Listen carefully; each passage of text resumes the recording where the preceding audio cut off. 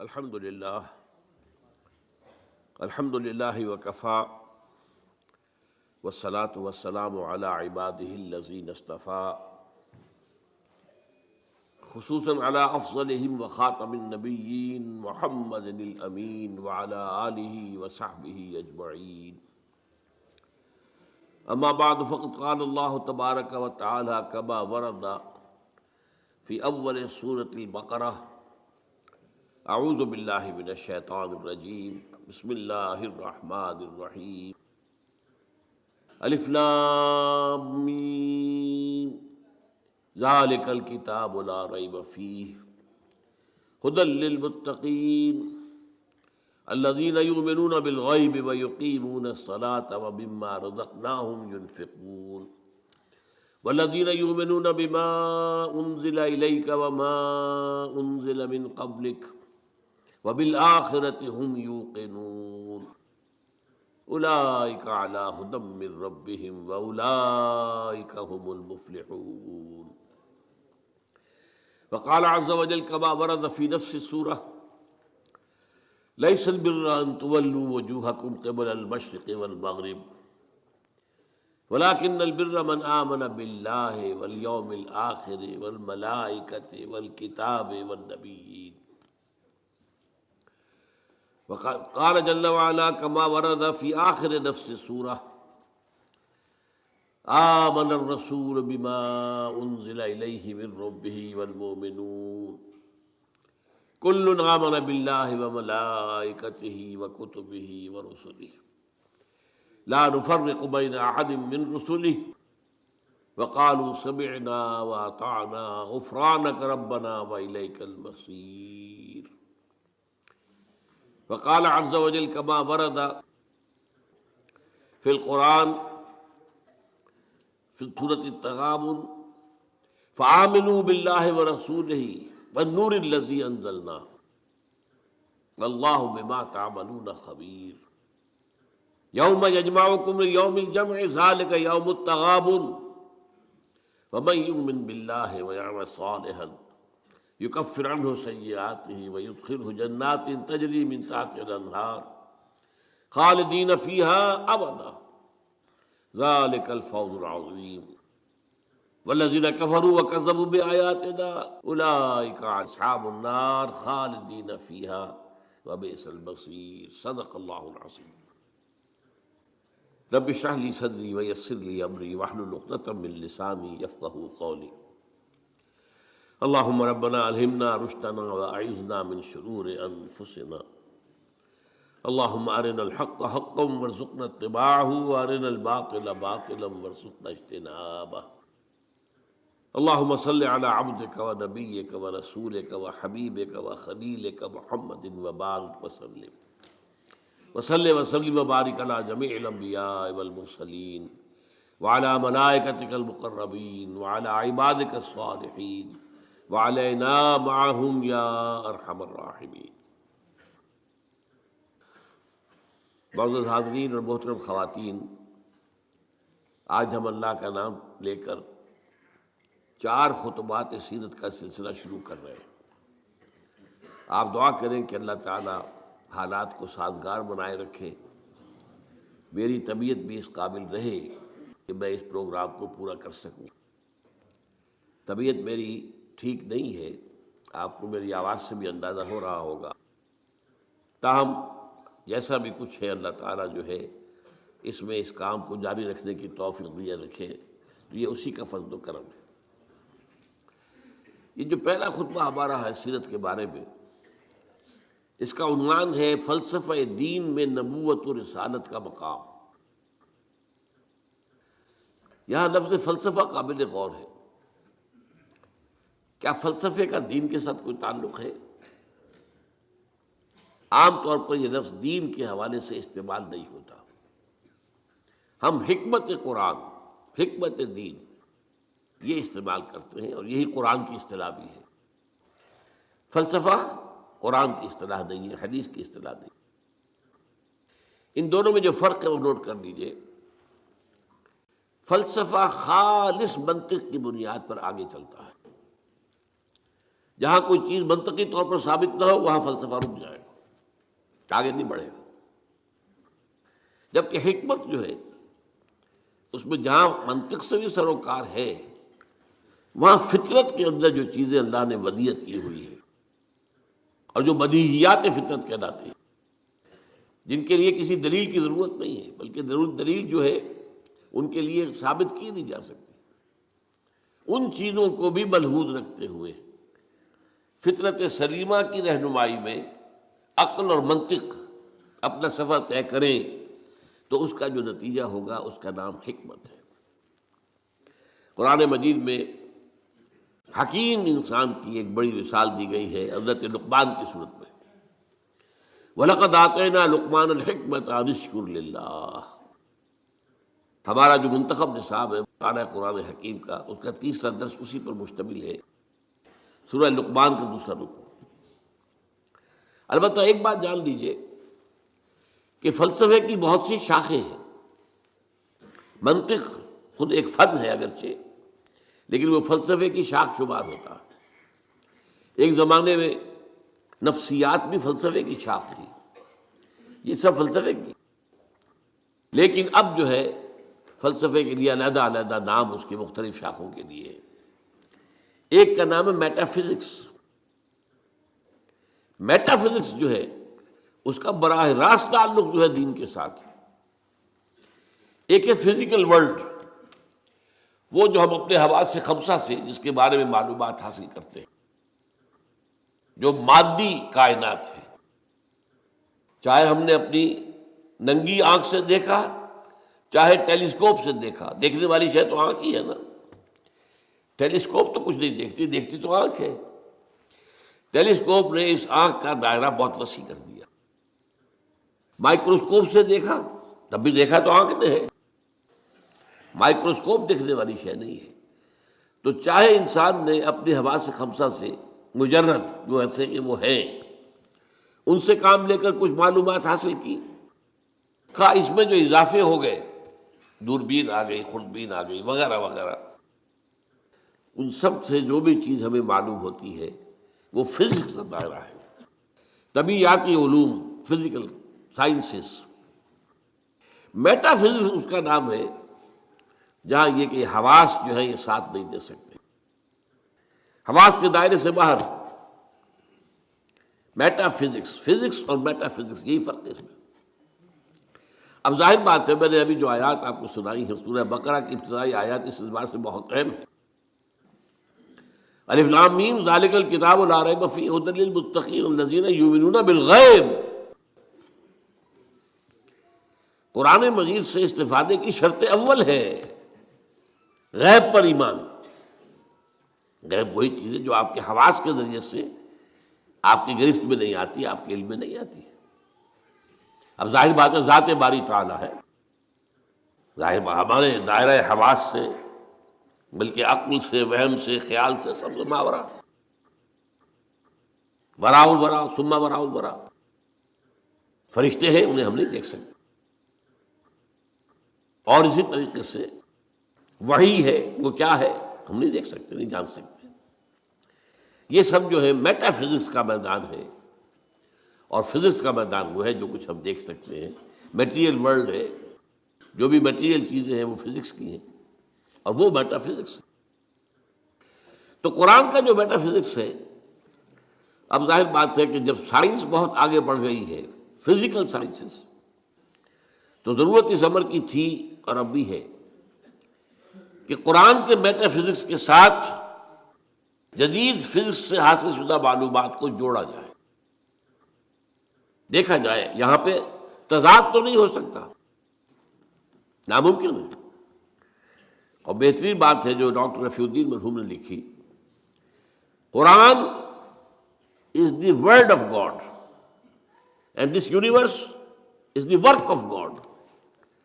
کس نے بنایا اس کو؟ یہاں کے قانون طبیعی جو بھی ہے، فزیکل لاز، کس نے بنایا ہے؟ یہ ساری کائنات کس نے بنائی ہے؟ کون اس کو چلا رہا ہے؟ یدبر الامر من السماء الی الارض، کون؟ اللہ۔ تو word of God Quran, work of God کائنات، ان دونوں میں کوئی تضاد تو ممکن نہیں ہے۔ عام انسان کے بھی قول و فعل میں تضاد ہو تو ہم اسے سمجھتے ہیں بڑی گھٹیا بات ہے. آپ کا قول یہ ہے، آپ کا عمل یہ ہے. اللہ کے قول اور عمل کے اندر تضاد کیسے ہو سکتا ہے؟ یہ ضرور ہوا ہے کہ قرآن مجید تو آج سے 1400 برس پہلے جو ہے نازل ہوا ہے. اس وقت انسان کی جو مادی معلومات تھی وہ اتنی کم تھی کہ قرآن مجید میں فزیکل فینومینا کا جو تذکرہ ہوا ہے ان کو صحیح طور پر سمجھا نہیں جا سکتا تھا. اس لیے کہ ابھی ہماری معلومات اس کائنات مادی کے بارے میں بہت محدود تھی. لیکن جیسے جیسے سائنس آگے بڑھی ہے، قرآن نے پہلے کہہ دیا تھا سنریہم آیاتنا فی الآفاق وفی انفسہم حتی یتبین لہم انہ الحق. یہ ہم قرآن تو آج دے رہے ہیں تمہیں، لیکن ہم اپنی آیات، نشانیاں آفاق اور انفس میں دکھائیں گے اور دکھائیں گے، یہاں تک کہ یہ بات تم پر بالکل واضح ہو جائے گی، مبرہن ہو جائے گی، یہ قرآن حق. تو جتنی سائنٹیفک ترقی ہوئی ہے اس نے ثابت کیا ہے قرآن کی حقانیت کو.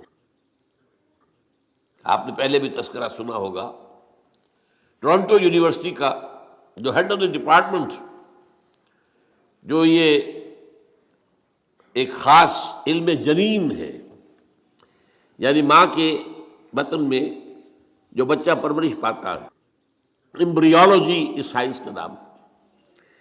آج جبکہ انسان نے، آپ کو معلوم ڈسیکشن بھی ہوتا ہے، سب کچھ ہوتا ہے، مائکروسکوپ بھی ہے اور نہ معلوم کیا کیا چیزیں ہیں جس کے اندر داخل کر کے دیکھ لیتے ہیں. گھٹنے کا درد ہے، گھٹنے میں کیمرہ داخل کر دیتے ہیں، وہاں سے دیکھ لیتے ہیں اندر کیا ہے. تو آج جو معلومات حاصل ہوئی ہے وہ حیران ہوا 1400 برس پہلے یہ کیسے دے دی گئی قرآن مجید کی. اس نے مانا.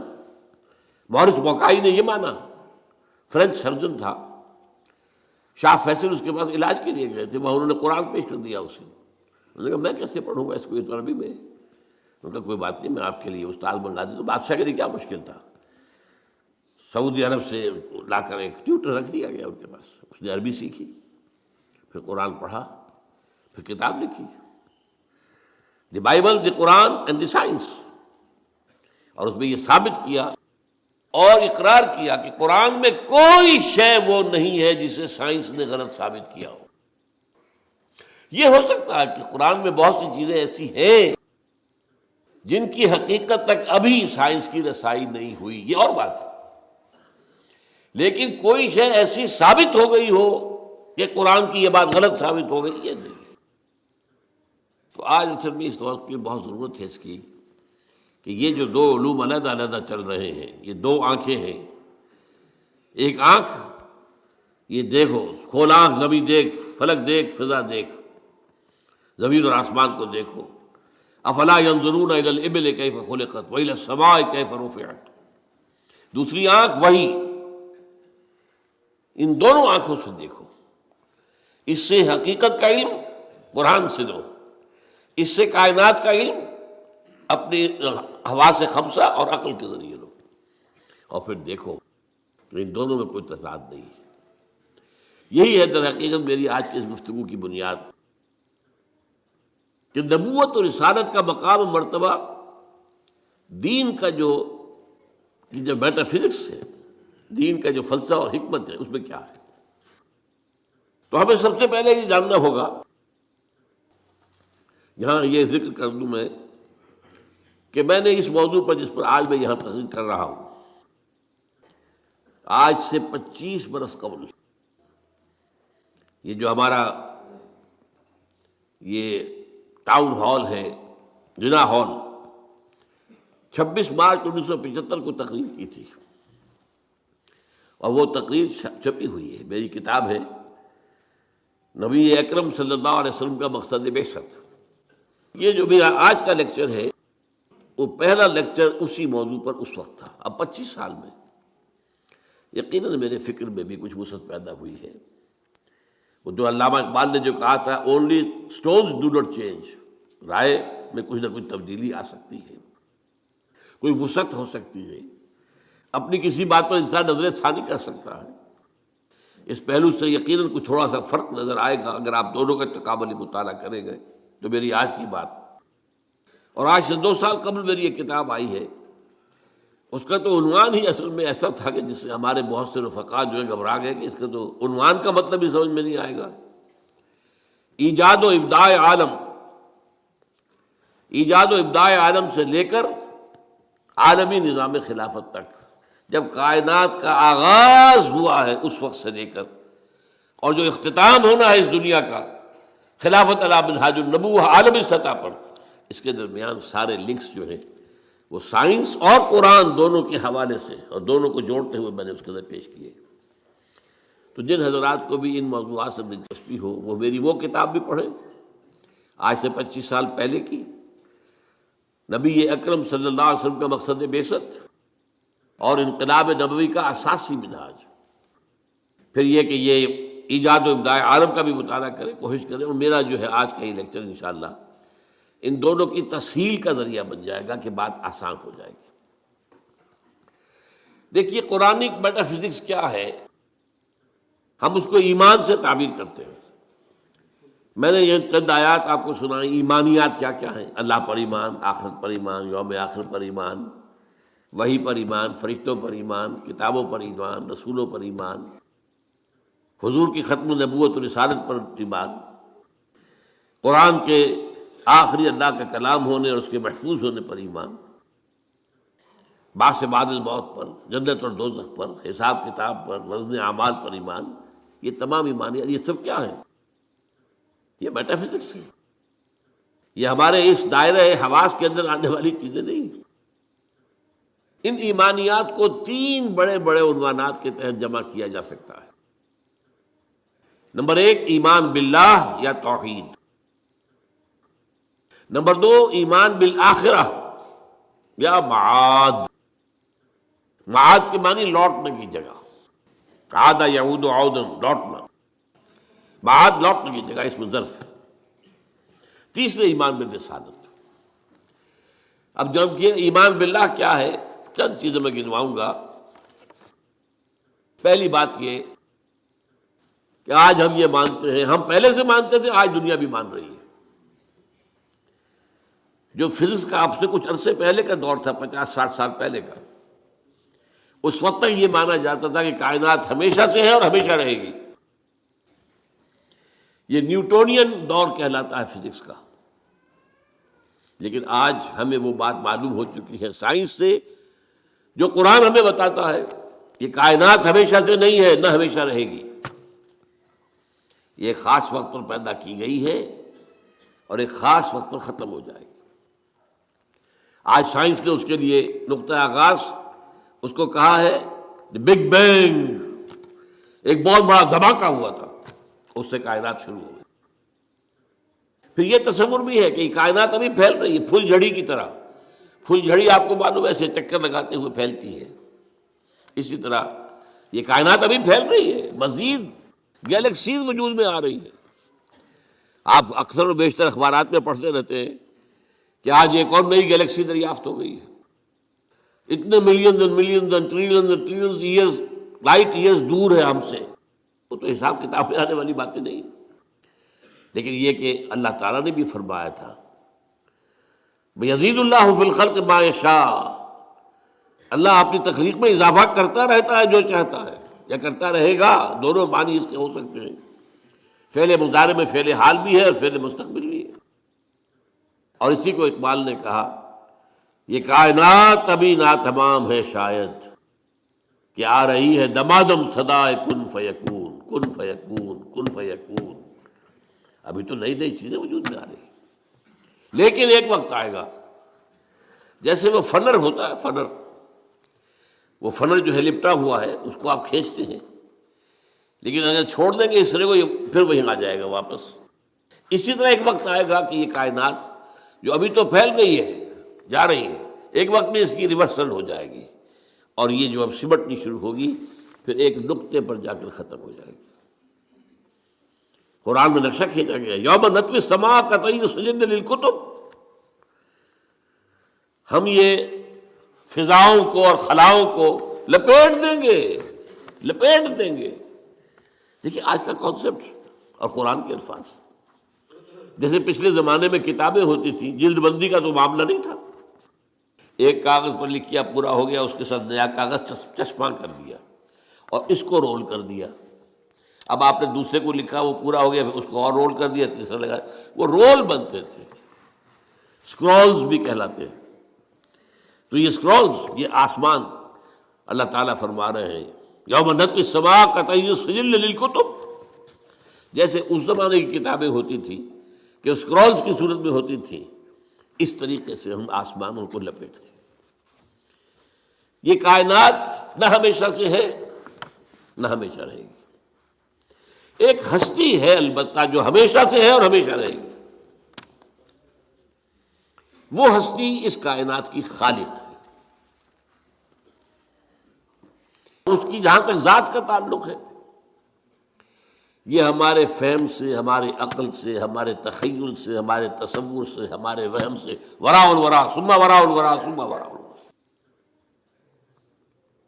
اس کے بارے میں علم یہی ہے کہ یہ سمجھ میں آ جائے کہ اس کو ہم نہیں جان سکتے،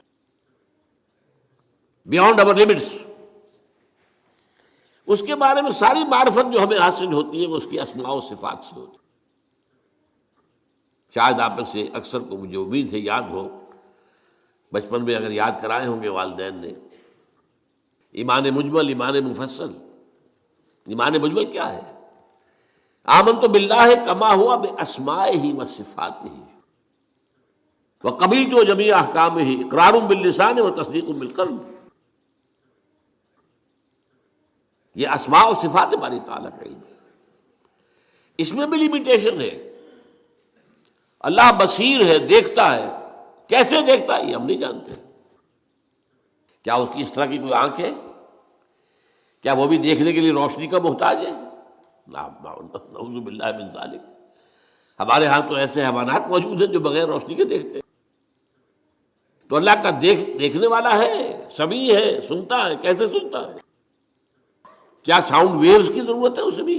اس کا بھی کوئی کان ہے جس سے آ کر ٹکرائے وہ؟ کچھ پتہ نہیں۔ اسی طرح اس کا کوانٹیٹیو پہلو، اللہ ہر شے پر قدیر ہے، کتنا قادر ہے ہم کیا تصور کریں گے؟ ہمارا تو تصور بڑا محدود ہے۔ یوں سمجھیے کہ ہمارے دماغ کی مثال اس سنار کی جو ترازو ہوتی ہے، تولے ماشے یہی تو لیں گے نا، اس پر ٹنوں تو نہیں تول سکتا، سریا لا کر آپ اس پر تولنا چاہیں۔ تو اللہ تعالیٰ کی اسماء و صفات کا بھی وہ کتنا قدیر ہے، کتنا بصیر ہے، یہ تو ہم نہیں جانتے۔ لہذا معلوم ہوا کہ اللہ تعالیٰ کی بات کے بارے میں ہماری معلومات بہت محدود ہے۔ بس یہ ہے، ایک بڑا پیارا شعر ہے، دور بینان بارگاہ الست جز پہ این برداند کے ہست۔ ہست، یہ بارگاہ الست جو ہے، یہ جو ہم عہد کر کے آئے تھے اللہ سے، الست بربکم قالوا بلی، تو بارگاہ الست، اللہ کی بارگاہ، جو لوگ اس بارگاہ میں دور تک دیکھ سکتے ہیں، وہ سوائے اس کے اور کچھ نہیں کہتے کہ بس یہ تو ہمیں معلوم ہے کہ ہے، لیکن کیا ہے، کیسا ہے، کتنا ہے، کیسے دیکھتا ہے، کیسا اس کا چہرہ ہے، حالانکہ قرآن میں لفظ آیا چہرہ، کیسے اس کے ہاتھ ہیں، قرآن میں لفظ آیا ہاتھ، ہم نہیں جانتے۔ دور بینان بارگاہ الست جو پئین برداند کے ہست۔ اس کی میں مثال دیا کرتا ہوں۔ دیکھیں کوئی دیوار ہے، بہت بڑی فصیل ہے، اب آپ دیکھ رہے ہیں اسے تو آپ کو اندازہ ہو گیا کہ ہوگی اتنی، کوئی 100 فٹ اونچی ہوگی، چلیے جہاں تک نظر آ رہی ہے اتنی لمبائی ہے، اس کے اوپر کوئی رنگ وغیرہ ہے وہ بھی نظر آ گیا۔ کوئی اندھا شخص ہے وہ کیا کرے گا؟ وہ جا کے دیکھے گا، ٹٹورے گا، ہے بھائی فصیل تو ہے، وہ کتنی اونچی ہے اسے کیا پتہ، وہ تو نہیں دیکھ سکتا۔ یہ وہ ہے کہ دور بینان بارگاہ الست جس پہ ہی نہ بردان کی ہست ہے ضرور۔ یہ جو اللہ ہے جس نے اس کائنات کو پیدا کیا، سارے نام اچھے نام اسی کے ہیں، ارید اللہ عبد الرحمن ایما تدعو فلہ الاسماء الحسنی، چاہے اللہ کہہ کر پکار لو چاہے رحمان کہہ کر پکار لو، جس کو بھی پکارو یہ جان لو کہ تمام اچھے نام اسی کے ہیں، تمام اچھی صفات اسی کے اندر ہے اور بتمام و کمال ہے، وہ علی کل شیء قدیر ہے، بکل شیء علیم ہے، ہر چیز پر قادر، ہر چیز کا دیکھنے والا۔ پھر وہ تنہا ہے، تنہا اپنی ذات میں تنہا، لا شریک لہ، کوئی شریک نہیں، نہ صفات میں شریک ہے نہ اختیارات میں شریک ہے، وہ تنہا ہے، لا مثل لہ ولا مثال لہ ولا مثیل لہ ولا ضد لہ ولا ند لہ ولا کفو لہ۔ یہ ہے اللہ کی ذات کے بارے میں ہمارے تصورات کا خلاصہ۔ اب آئیے دوسرا، ایمان بالآخرہ۔ اس اللہ نے جو اس کائنات کو تخلیق فرمایا ہے، اس میں اس کی تخلیق کا کلائمیکس انسان ہے۔ اس کی میں تفصیل ذرا بعد میں بیان کروں گا، ابھی یہ مضمون ختم ہو جائے۔ تخلیق کا کلائمیکس انسان، اس انسان کی یہ زندگی جو ہے، جسے ہم اپنے محدود مشاہدے کی وجہ سے سمجھ بیٹھتے ہیں 60 70 80 برس، کوئی بہت بوڑھا ہو گیا 90 برس 100 برس، کوئی 100 کراس کر گیا تو اخبار میں خبریں آ جائیں گی، بس نہیں، یہ انسان مسجود ملائک بنایا گیا، یہ کلائمیکس ہے اللہ کی تخلیق۔ اور ایک خاص بات نوٹ کیجئے، اللہ نے فرمایا خلقتہ بیدی، میں نے اسے اپنے دونوں ہاتھوں سے بنایا۔ دونوں ہاتھ کون سے ہیں؟ ایک عالم امر ہے اور ایک عالم خلق ہے، جو ابھی میں بتاؤں گا آپ کو۔ اور یہ عالم و خلق یا اللہ کی ذات میں جمع ہے یا انسان کی ذات میں جمع ہے۔ باقی پوری کائنات میں یا کوئی شے ہے تو عالم خلق کی ہے، یا دوسری ہے تو عالم امر کی ہے، دونوں چیزیں جمع ہیں اللہ کی ذات میں اور انسان کی ذات میں۔ اسی لیے حدیث ہے ان اللہ خلق آدم علی صورتہ، اور یہ حدیث ابو ہریرہ سے ہے رضی اللہ تعالی عنہ، اور بخاری اور مسلم دونوں میں اللہ نے آدم کو اپنی صورت پر بنایا ہے۔ اب اس سے اونچا مقام کیا ہوگا؟ کیا ایسی عظیم ہستی کی زندگی بس 40 50 60 70 80 برس؟ اس میں بھی کچھ حصہ تو بچپن کا گزر گیا، ابھی ہوش ہی نہیں، شعور ہی نہیں،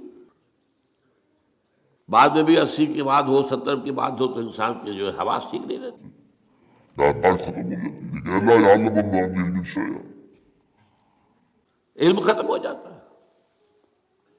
نہیں، قرآن کیا بتاتا ہے؟ یہ بات وہ ہے جو افسوس ہے، صد افسوس، کہ آج بالکل ذہنوں سے خارج ہے۔ انسان کی زندگی بہت طویل ہے، بہت طویل ہے، بہت طویل ہے۔ علامہ اقبال جو کہتے ہیں، تو اسے پیمانہ امروز و فردا سے نہ ناپ، جاویداں پہم دماں ہر دم جمع ہے زندگی۔ کیا یہ ایسے ہی بڑھ ہانک دی ہے انہوں نے؟ نہیں، یہ قرآن کا مطالعہ ہے۔ 5 زندگیاں ہیں انسان کی، جن میں سے 2 ان میں سے ڈورمنٹ ہیں، سوتے ہوئے گزری ہیں، اور 3 ایکٹیو ہیں۔ سب سے پہلے انسان کو عالم ارواح میں پیدا کیا گیا، صرف روحیں تھی، جسم نہیں تھا، اور یہی عالم امر ہے اصل میں۔ روح، یسألونک عن الروح قل الروح من امر ربی، یہ آپ سے روح کے بارے میں پوچھتے ہیں، فرما دیجئے یہ روح میرے رب کا امر ہے، امر۔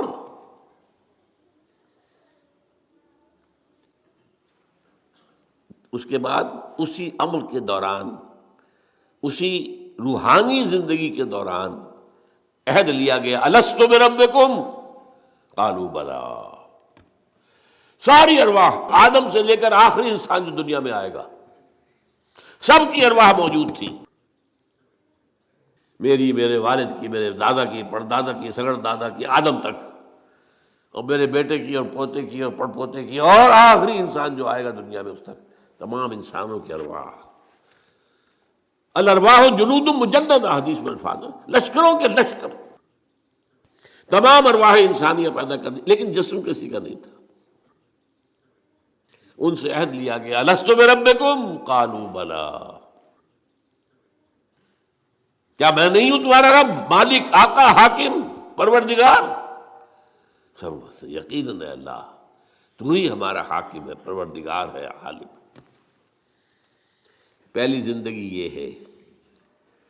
اس کے بعد سلا دیا گیا. نیند اور موت میں زیادہ فرق نہ سمجھیے. موت جو ہے وہ بھی ایک طرح کی نیند ہے، اور نیند بھی ایک طرح کی موت ہے. چنانچہ جو دعا مسنون ہے، جب صبح آپ اٹھیں تو آپ کی زبان پر جو دعا آنی چاہیے، اگر آپ کو یاد ہو حضور کی دعا، الحمدللہ الذی احیانی بعد ما اماتنی والیہ النشور. اس اللہ کا شکر ہے جس نے مجھے زندہ کیا اس کے بعد کہ مجھے مردہ کر دیا تھا. نہیں مردہ ہوتا ہے انسان جب اس کا شعور ہی نہیں. تو یہ در ہے. اور موت جو اب آنے والی ہے، موت معدوم ہونے کا نام تو نہیں ہے. مردہ پڑا ہے، زندگی تو نہیں ہے، لیکن یہ کیا معدوم ہو گیا؟ معدوم ہے، موجود ہے. اور دوسری بات یہ کہ ہمارے علم کے مطابق تو یہ ہے کہ ادھر سے ادھر منتقل ہونے کا نام ہے موت. ہم تو انتقال کہتے ہیں نا. بھائی آپ لاہور سے کراچی منتقل ہو گئے، اللہ اللہ خیر صلی اللہ، آپ ایک عالم سے دوسرے عالم کو منتقل ہو گئے. عالم دنیا سے عالم برزخ، عالم برزخ سے عالم آخرہ. تو پہلی زندگی عالم ارواح میں، جبکہ ہمارے پاس جسم نہیں تھے. پھر سلا دیا گیا، یہ دوسری زندگی ہے، لیکن یہ موت کی کیفیت یا نیند کی کیفیت ہے. پھر ہماری تیسری زندگی آئی ہے اس دنیا میں، رحم مادر میں جب حیولہ بنا ہے اور 120 دن کا جنین ہو گیا، امبریو ہو گیا، پھر اللہ فرشتے کو بھیجتا ہے. یہ حدیث ہے حضور کی اور متفق علیہ روایت ہے. بدقسمتی سے جو چیزیں ہمارے مادی ذہن سے ٹکراتی ہیں ہم انہیں قبول نہیں کرتے. مادیت کا اتنا غلبہ ہے کہ جو چیز بظاہر اس مادی کیفیات اور مادی قوانین اور ضوابط کے تحت نہیں آتی، ہم ان کو ریجیکٹ کر دیتے ہیں. حالانکہ وہ عالم ہی اور ہے، یہ عالم اور ہے. روح اس مادی عالم کی شے نہیں ہے. حدیث میں آتا ہے، حضرت عبداللہ ابن مسعود رضی اللہ تعالیٰ عنہ کی روایت ہے کہ رحم مادر میں 40 دن وہ جو امبریو ہوتا ہے وہ نطفے کی شکل میں ہوتا ہے، پھر 40 دن علقہ، پھر 40 دن مضغہ، ثم یرسل الملک فینفخ فیہ الروح، پھر فرشتے کو بھیجا جاتا ہے اور وہ فرشتہ اس میں روح پھونکتا ہے. یہ اس کی تیسری زندگی شروع ہو گئی ہے. یہ جس زندگی ہے روح جمع جسم، یہ ہماری حیات دنیاوی ہے. روح جمع جسم. اور زندگی کون سی ہو گئی ہے؟ تیسری، عالم ارواح کی. پھر وہ کولڈ سٹوریج میں جہاں سلا دیے گئے، ڈمپ کر دیے گئے. پھر یہ دنیا کی زندگی 70-80 جو برس آنے ہیں. پھر موت آئی. چوتھی زندگی شروع ہو گئی، عالم برزخ. وہ زندگی ہے، موت نہیں ہے. اس کو تو سب مانتے ہیں. عذاب قبر ہم مانتے ہیں، قرآن سے ثابت ہے. بعض لوگ یہ سمجھتے ہیں کہ شاید قرآن میں ذکر نہیں ہے، غلط بات ہے. لیکن میرے پاس زیادہ وقت نہیں ہے. برزخ کے اندر زندگی کی ایک کیفیت ہے. اس کے اندر جیسے کہ ہمارے یہاں بڑی ویسے چھڑ گئی ہیں، حضور کی زندگی کیسی ہے؟ آیا ایسی ہے جیسے دنیا میں تھی یا اس سے کچھ مختلف ہے؟ تو میں کہا کرتا ہوں دنیا کی زندگی تو اتنی اچھی زندگی نہیں ہے. حضور کو جو زندگی ہے عالم برزخ میں، اس کا تو ہم تصور بھی نہیں کر سکتے. اس عالم برزخ میں کہا گیا شہداء کو وَلَا تَقُولُوا لِمَن يُقْتَلُ فِي سَبِيلِ اللَّهِ أَمْوَاتٌ بَلْ أَحْيَاءٌ وَلَٰكِن لَا تَشْعُرُونَ. اللہ کی راہ میں شہید ہو جانے والوں کو اموات مت کہو، مردہ مت کہو، زندہ ہے. تمہیں اس کا شعور نہیں. ہمیں شہداء کی زندگی کا شعور نہیں. پھر صدیقین اوپر ہے، پھر انبیاء ان کے اوپر ہے، پھر رسول ان کے اوپر ہے، سب سے اوپر سید المرسلین ہے. کیا زندگی ہوگی، ہم کیا تصور کر سکتے ہیں؟ ما لا عین رأت ولا اذن سمعت ما خطر علی قلب بشر۔ بہرحال پھر یہ چوتھی زندگی آ گئی، پھر آئے گا، پھر سور پھونکا جائے گا، اور پھر فَإِذَا هُمْ قِيَامٌ يَنظُرُونَ، تو سب زندہ ہو کر دوبارہ کھڑے ہو جائیں گے۔ وہ یوم القیامہ ہوگا، کھڑے ہونے کا دن، اور اس سے ہمارا 5واں دور شروع ہو جائے گا، حیات اخروی۔ اچھا، حیات اخروی کے بارے میں ہمارا کیا ایمان ہے؟ کیا وہ کبھی ختم ہونے والی ہے؟ وہ تو ابدی ہے۔ فَإِنَّهَا لَجَنَّةٌ أَبَدًا أَوْ لَنَارٌ أَبَدًا، یہ پوری زندگی تو زندگی کتنی بڑی ہو گئی۔ تو اسے پیمانہ امروز و فردا سے نہ ناپ، جاوداں پہم دواں ہر دم جواں ہے زندگی۔ البتہ ایک کام کیا کیا ہے اللہ نے، یہ جو دو موتوں کے درمیان زندگی آئی ہے، پہلی موت جو کہ ہم عالم ارواح سے، اس کے بعد سلا دیے گئے، موت آ گئی نا، پھر اللہ نے زندہ کیا۔ پھر جو ہمیں موت آنے والی ہے میری اور آپ کی، ان دو موتوں کے درمیان ایک زندگی کا حصہ کٹ گیا اس میں سے۔ یہ لمبا پروسیس، وہاں سے وہاں تک، مبدأ و معاد، انا للہ و انا الیہ راجعون، اس میں یہ چھوٹا سا ہماری زندگی میں سے حصہ کاٹ کر اس سے ایک امتحانی وقفہ بنایا گیا۔ خلق الموت والحیات لیبلوکم ایکم احسن عملا، اس نے زندگی اور موتیں تخلیق کی ہیں تاکہ تمہیں آزمائے کہ کون ہے تم میں سے اچھے عمل کرنے والے۔ یہ امتحانی، اس کو بھی اقبال نے خوب کہا ہے، ملزم ہستی سے تو براہ مانند حباب، اس زیاں خانے میں تیرا امتحان ہے زندگی۔ اب امتحان 3 گھنٹے کا بھی ہوتا ہے تو وہ 30 سال کا بھی ہو سکتا ہے، یہ تو ایک کوانٹیٹیو ایلیمنٹ ہوا، امتحان ہے، ٹیسٹنگ از ٹیسٹنگ۔ یہ حیات دنیاوی امتحان ہے، ملزم ہستی سے تو براہ مانند حباب، اس زیاں خانے میں تیرا امتحان ہے زندگی۔ اس کے بعد جب ہمیں دوبارہ اٹھا دیا جائے گا، حساب کتاب ہوگا، اعمال کا جزا و سزا کے فیصلے ہوں گے، اور پھر یہ جنت اور یہ دوزخ، وَإِنَّهَا لَجَنَّةٌ أَبَدًا أَوْ لَنَارٌ أَبَدًا۔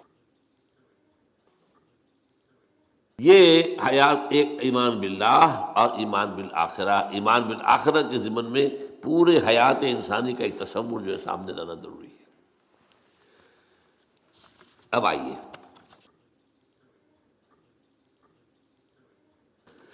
میں نے کہا تھا تخلیق کے بارے میں کچھ باتیں آپ کو بتاؤں گا۔ یہ جدید سائنس کے حوالے سے بھی بہت اہم چیزیں ہیں، اور یہ قرآن کی حکمت اور فلسفے کے لیے۔ بدقسمتی ہماری یہ ہے کہ ہمارے جو فلسفی مسلمان ہوئے، ابن سینا ہو، فارابی ہو، کندی ہو، جو متکلمین ہوئے جنہوں نے عقل سے کام لے کر قرآن کی تفسیریں کی ہیں، امام راغب میں بہت بڑے مقام پر ہیں، اور ہیں بہت ہیں، کچھ صوفی مزاج صوفی ہے، فلسفی ہے، ان سب نے اپنی زیادہ تر گفتگو کا دار و مدار یونانی حکماء اور فلاسفہ کی بات پر رکھی ہے۔ سقراط اس کا شاگرد، افلاطون اس کا شاگرد ارسطو، ہمارے متکلمین، ہمارے فلاسفہ سب ارسطو کے شاگرد، ہمارے صوفیہ اکثر و بیشتر افلاطون اور پروٹائنس فلاطینوس ان کے شاگرد۔ لہذا مولانا روم نے بڑا شکوے کے انداز میں کہا تھا، چند خوانی حکمت یونانیہ، تم کب تک یونانیوں کی حکمت پڑھتے رہو گے، یونانیوں کا فلسفہ پڑھتے رہو گے، یونانیوں کی میٹا فزکس، یونانیوں کی منطق؟ چند خوانی حکمت یونانیہ، حکمت قرآنیہ راہم میں خاں، کبھی ذرا قرآن مجید میں جو حکمت دی گئی ہے، جو فلسفہ دیا گیا ہے، جو حقائق بیان کیے گئے، کبھی ان پر توجہ کرو۔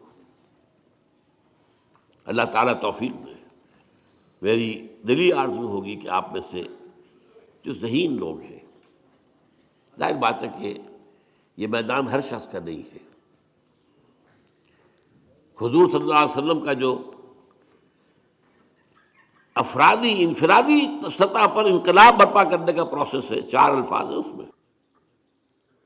اس میں ٹاپ پر آتا ہے حکمت۔ یتلو علیہم آیاتہ یزکیہم ویعلمہم الکتاب والحکمہ، حکمہ،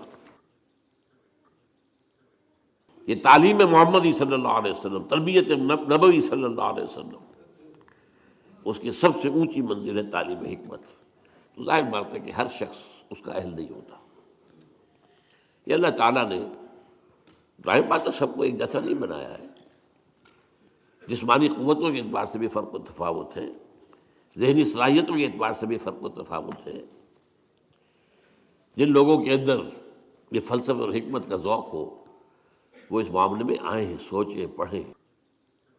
میری یہ چند باتیں ہو سکتا ہے کہ ان کے لیے چشم کشا ثابت ہو۔ وہ کتاب اس وقت میری جو ہے ایجاد و ابداع عالم، وہ آؤٹ آف پرنٹ ہے، موجود نہیں ہے، انشاءاللہ جلدی ہی پرنٹ کروا لیں گے دوبارہ۔ دیکھیے تخلیق کا مرحلہ اول عالم امر ہے، اللہ کا ایک حکم کن، انما امرہ اذا اراد شیئا ان یقول کن فیکون۔ اس کن سے ایک نور پیدا ہوا ہے، ویری سٹل، لطیف، حرارت کوئی نہیں، خنک نور۔ یہ نور اللہ، یہ پہلی شے ہے جو پیدا ہوئی ہے۔ حکم ایک کن، یہ عالم امر ہے۔ اس نور سے پیدا کیے گئی تمام ارواح انسانیہ، تمام ملائکہ۔ ملائکہ کے بارے میں حدیث موجود ہے، قرآن مجید میں ذکر نہیں ہے، حدیث میں ہے۔ حضرت عائشہ رضی اللہ تعالی عنہا سے مسلم شریف کی روایت ہے کہ ان اللہ خلق الملائکہ من نور، یہ عالم امر ہے پہلے جو پیدا کیا گیا ہے، ایک نور، بسیط نور، لطیف نور۔ اس نور سے ارواح انسانیہ، انہی میں ایک روح محمدی بھی تھی نا، جس کو نور محمدی بھی کہا جا سکتا ہے۔ یہ لفظ جو ہمارے یہاں کہا جاتا ہے نور محمدی، نور اس لیے کہ روح نورانی ہے، ملائکہ نورانی ہے، اللہ نے فرشتوں کو نور سے پیدا کیا۔ اچھا، اب اس تخلیق کا دوسرا مرحلہ آیا۔ یہ پہلی تخلیق جو میٹا فزیکل ورلڈ کی ہے، دوسری تخلیق ہے فزیکل ورلڈ۔ ایک اور امر کن، اور اس سے ایک بگ بینگ پیدا ہوا، یہاں سے سائنس شروع ہوتی ہے۔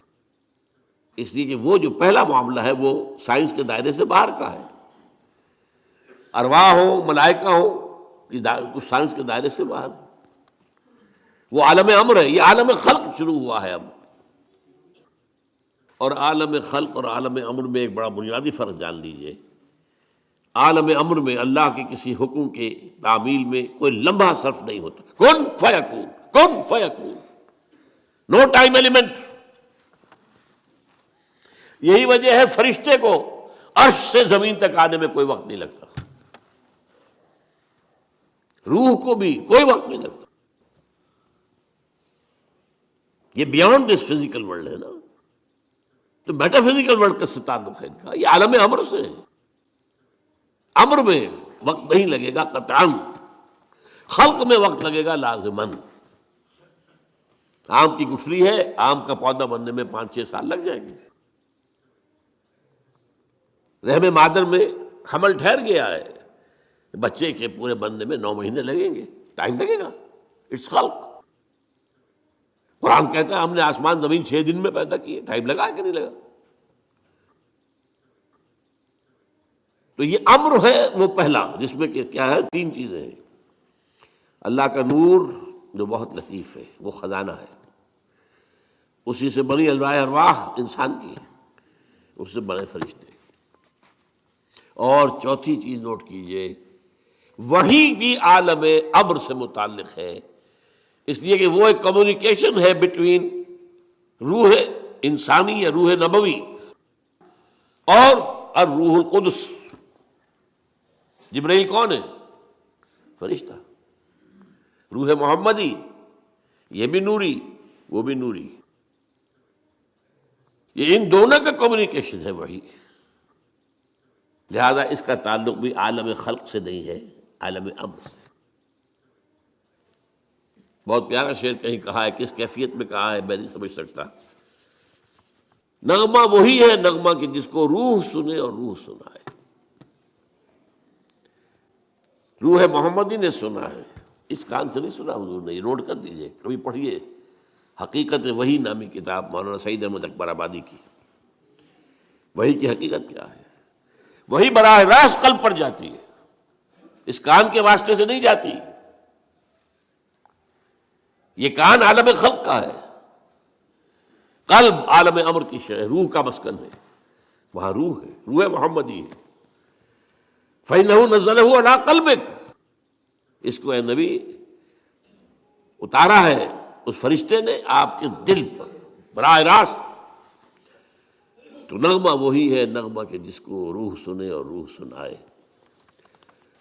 اب اس کے بعد جب مرحلہ دوم شروع ہوا بگ بینگ سے، آج سائنس ہمیں بتا رہی ہے کہ بگ بینگ کے نتیجے میں بہت چھوٹے چھوٹے ذرات، ایٹم سے بھی 1000 گنا چھوٹا،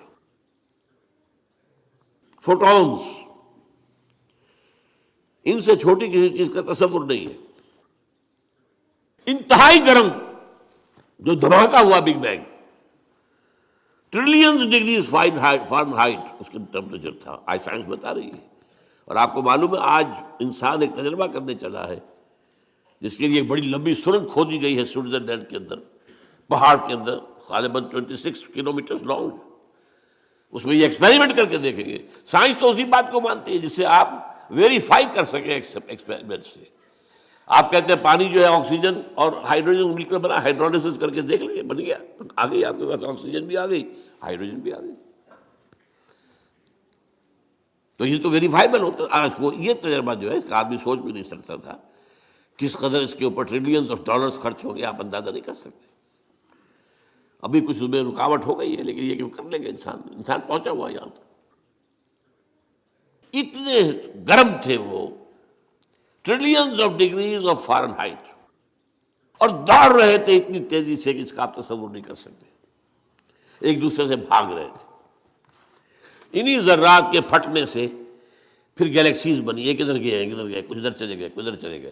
جیسے آگ کا بھی پھٹ جاتا ہے کبھی کبھی، آگ کی کئی جو ہے، قرآن مجید میں ایک آگ کا تذکرہ ذی ثلاث شعب، جہنم جو ہے جو آگ ہوگی وہ 3 شعبوں میں تقسیم ہوگی۔ یہ گیلیکسیز بنی ہے۔ ان گیلیکسیز سے پھر کیا ہوا ہے؟ سب سے پہلے فوٹونز سے نیوٹرونز، پروٹونز، الیکٹرونز بنے، ایٹم بن گیا، ایٹم کے جمع ہونے سے ایک خاص ترتیب سے مالیکیول بن گیا، مالیکیول اور کمپلیکس ہوتے چلے گئے، اور خاص طور پر جو کاربن کا ایک ہے جو اس کا مین بن گیا، تو پھر یہ ان آرگینک سے آرگینک بن گئے۔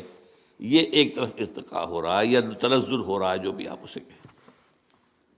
دوسری طرف یہ جو پھٹا ہے سارا معاملہ، اس سے جو کرے وجود میں آ گئے سٹارز، اور دوسرے یہ جو بھی اس کے گرد سیارے گھوم رہے، پھر یہ سیارے کو ٹھنڈے ہوئے۔ یہ بھی ایک سیارہ ہے زمین، سورج کے گرد گھومتا ہے، ستارہ سورج ہے، ٹھنڈا ہوا ہے، پھر اس پر بارش ہوئی ہے بے تحاشا۔ اور میرا گمان یہی ہے کہ ٹھنڈے ہونے سے اس زمین کے اندر سے جو بخارات نکلے ہیں، وہ گیسز، انہوں نے ہی جا کر فضا کے اندر پھر وہ پانی بنا ہے، پانی برسا ہے 1000 سال تک۔ اور چونکہ یہ سکڑا ہے اس لیے اس کے اندر کہیں اونچائی ہو گئی کہیں نیچائی ہو گئی، جو اونچے ہو گئے پہاڑ ہو گئے، جو نیچے تھے وہاں وہ بارش کا پانی جمع ہوا، وہ اوشنز بن گئے، سمندر بن گئے۔ اور جہاں یہ سمندر کے ساحل پر مٹی اور پانی کا انٹریکشن ہوتا ہے، خاص طور پر آپ کو معلوم ہے مد و جزر میں ابھی موج ہٹ گئی پھر آ گئی، پھر ہٹ گئی پھر آ گئی، یہ کھیل ہے۔ اس سے جو ہے اس کے اندر وہ ایک ایسی کیفیت پیدا کر دیتا ہے اللہ تعالیٰ کہ حیات عرضی کا آغاز ہو جاتا ہے۔ اس حیات عرضی کا پھر کلائمیکس انسان ہے۔ اس کا مادہ تخلیق مٹی ہے، لیکن اس کے بعد جو اس میں روح لا کر شامل کی گئی ہے، اس نے اس کا مقام کچھ اور ہی کر دیا ہے۔ درمیان میں جو یہ حرارت والا دور تھا، جنات پیدا کیے گئے آگ سے، وَالْجَانَّ خَلَقْنَاهُ مِنْ قَبْلُ مِنْ نَارِ السَّمُومِ، کہیں مارج من نار کہا گیا ہے رحمان سورہ رحمان میں۔ یہ درمیان میں جو دور آیا تھا مجھے اسی کو بیان کرنا چاہیے تھا۔ جنات پیدا کیے گئے، جنات نوٹ کیجئے اپنے مادہ تخلیق کے اعتبار سے ہم سے اونچے ہیں۔ لطیف تر شے ہے آگ، اور مٹی جو ہے وہ تو کثیف شے ہے، انرٹ۔ آگ کے اندر جو حرکت اور حرارت ہے، یہی وجہ ہے کہ ٹھیک کہا تھا ابلیس لعین نے، انا خیر منہ، میں اس آدم سے بہتر ہوں۔ خلقتنی من نار وخلقتہ من طین، تو نے مجھے بنایا تھا آگ سے، اسے بنایا مٹی سے، ہاؤ کم، میں کیسے سجا کروں اس کو؟ اس کی وجہ کیا تھی؟ اس کے نگاہ، اس کے علم میں روح محمدی نہیں تھی، روح آدم نہیں تھی، جسد آدم تھا، جسد حیوانی تھا۔ جسد حیوانی کے اعتبار سے ہم یقیناً نیچے۔ لقد خلقنا الانسان فی احسن تقویم، وہ روحانی جب پیدا کیا گیا یہ سب سے اونچا مقام تھا، احسن۔ پھر اس روح کو لا کر جہاں ڈالا گیا ہے، وہ جو رحم مادر میں بچہ ہے، جس سے زیادہ ضعیف کوئی اور شے نہیں ہوتی دنیا میں۔ ہر حیوان کا بچہ کہیں زیادہ ہمارے بچے سے زیادہ طاقتور ہوتا ہے۔ بکری ابھی اگر اس کے بچہ، اس کی ولادت ہوئی ہے، تھوڑی دیر وہ بچہ جو ہے ادھر ادھر کرتا ہے، پھر کھڑا ہوتا ہے، پھر ٹانگیں ادھر تھوڑی دیر اس کی کانپتی ہے، پھر وہ چل دیتا ہے۔ ہر اعتبار سے مکمل، اس کے اندر تکمیل کون سی ہو رہی ہے؟ پورا جسمانی نظام مکمل ہے، پورا مسکولر نظام مکمل ہے، تھوڑی سی دیر میں اٹھ کے چل پڑتا ہے وہ۔ اسی طرح بچے اور، تو یہ لقد خلقنا الانسان فی احسن تقویم ثم رددناہ اسفل سافلین، پھر نچلے والوں میں سب سے نیچے کر دیا۔ اول تو یہ کہ چونکہ مادہ تخلیق مٹی ہے تو نیچے ہو گیا خود بخود، اور ضعیفی کے اعتبار سے تو یہ سب سے نیچے چلا گیا۔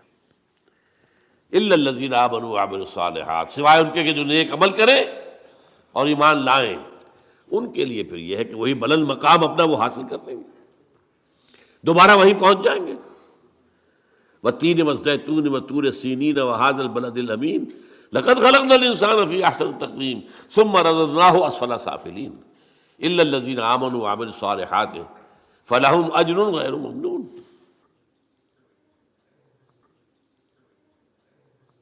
یہ ہے معاملہ انسان جنات۔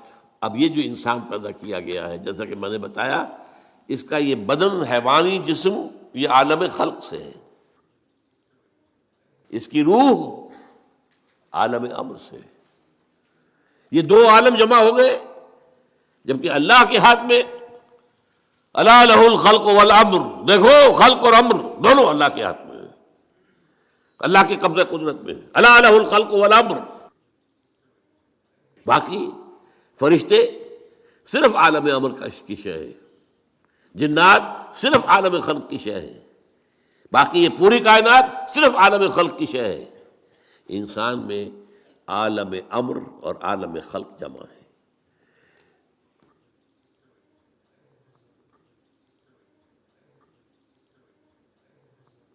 اب ہمیں آگے آنا ہے، یہ جو ہم نے ابھی سمجھا کہ انسان کی یہ زندگی جو ہے امتحانی زندگی ہے،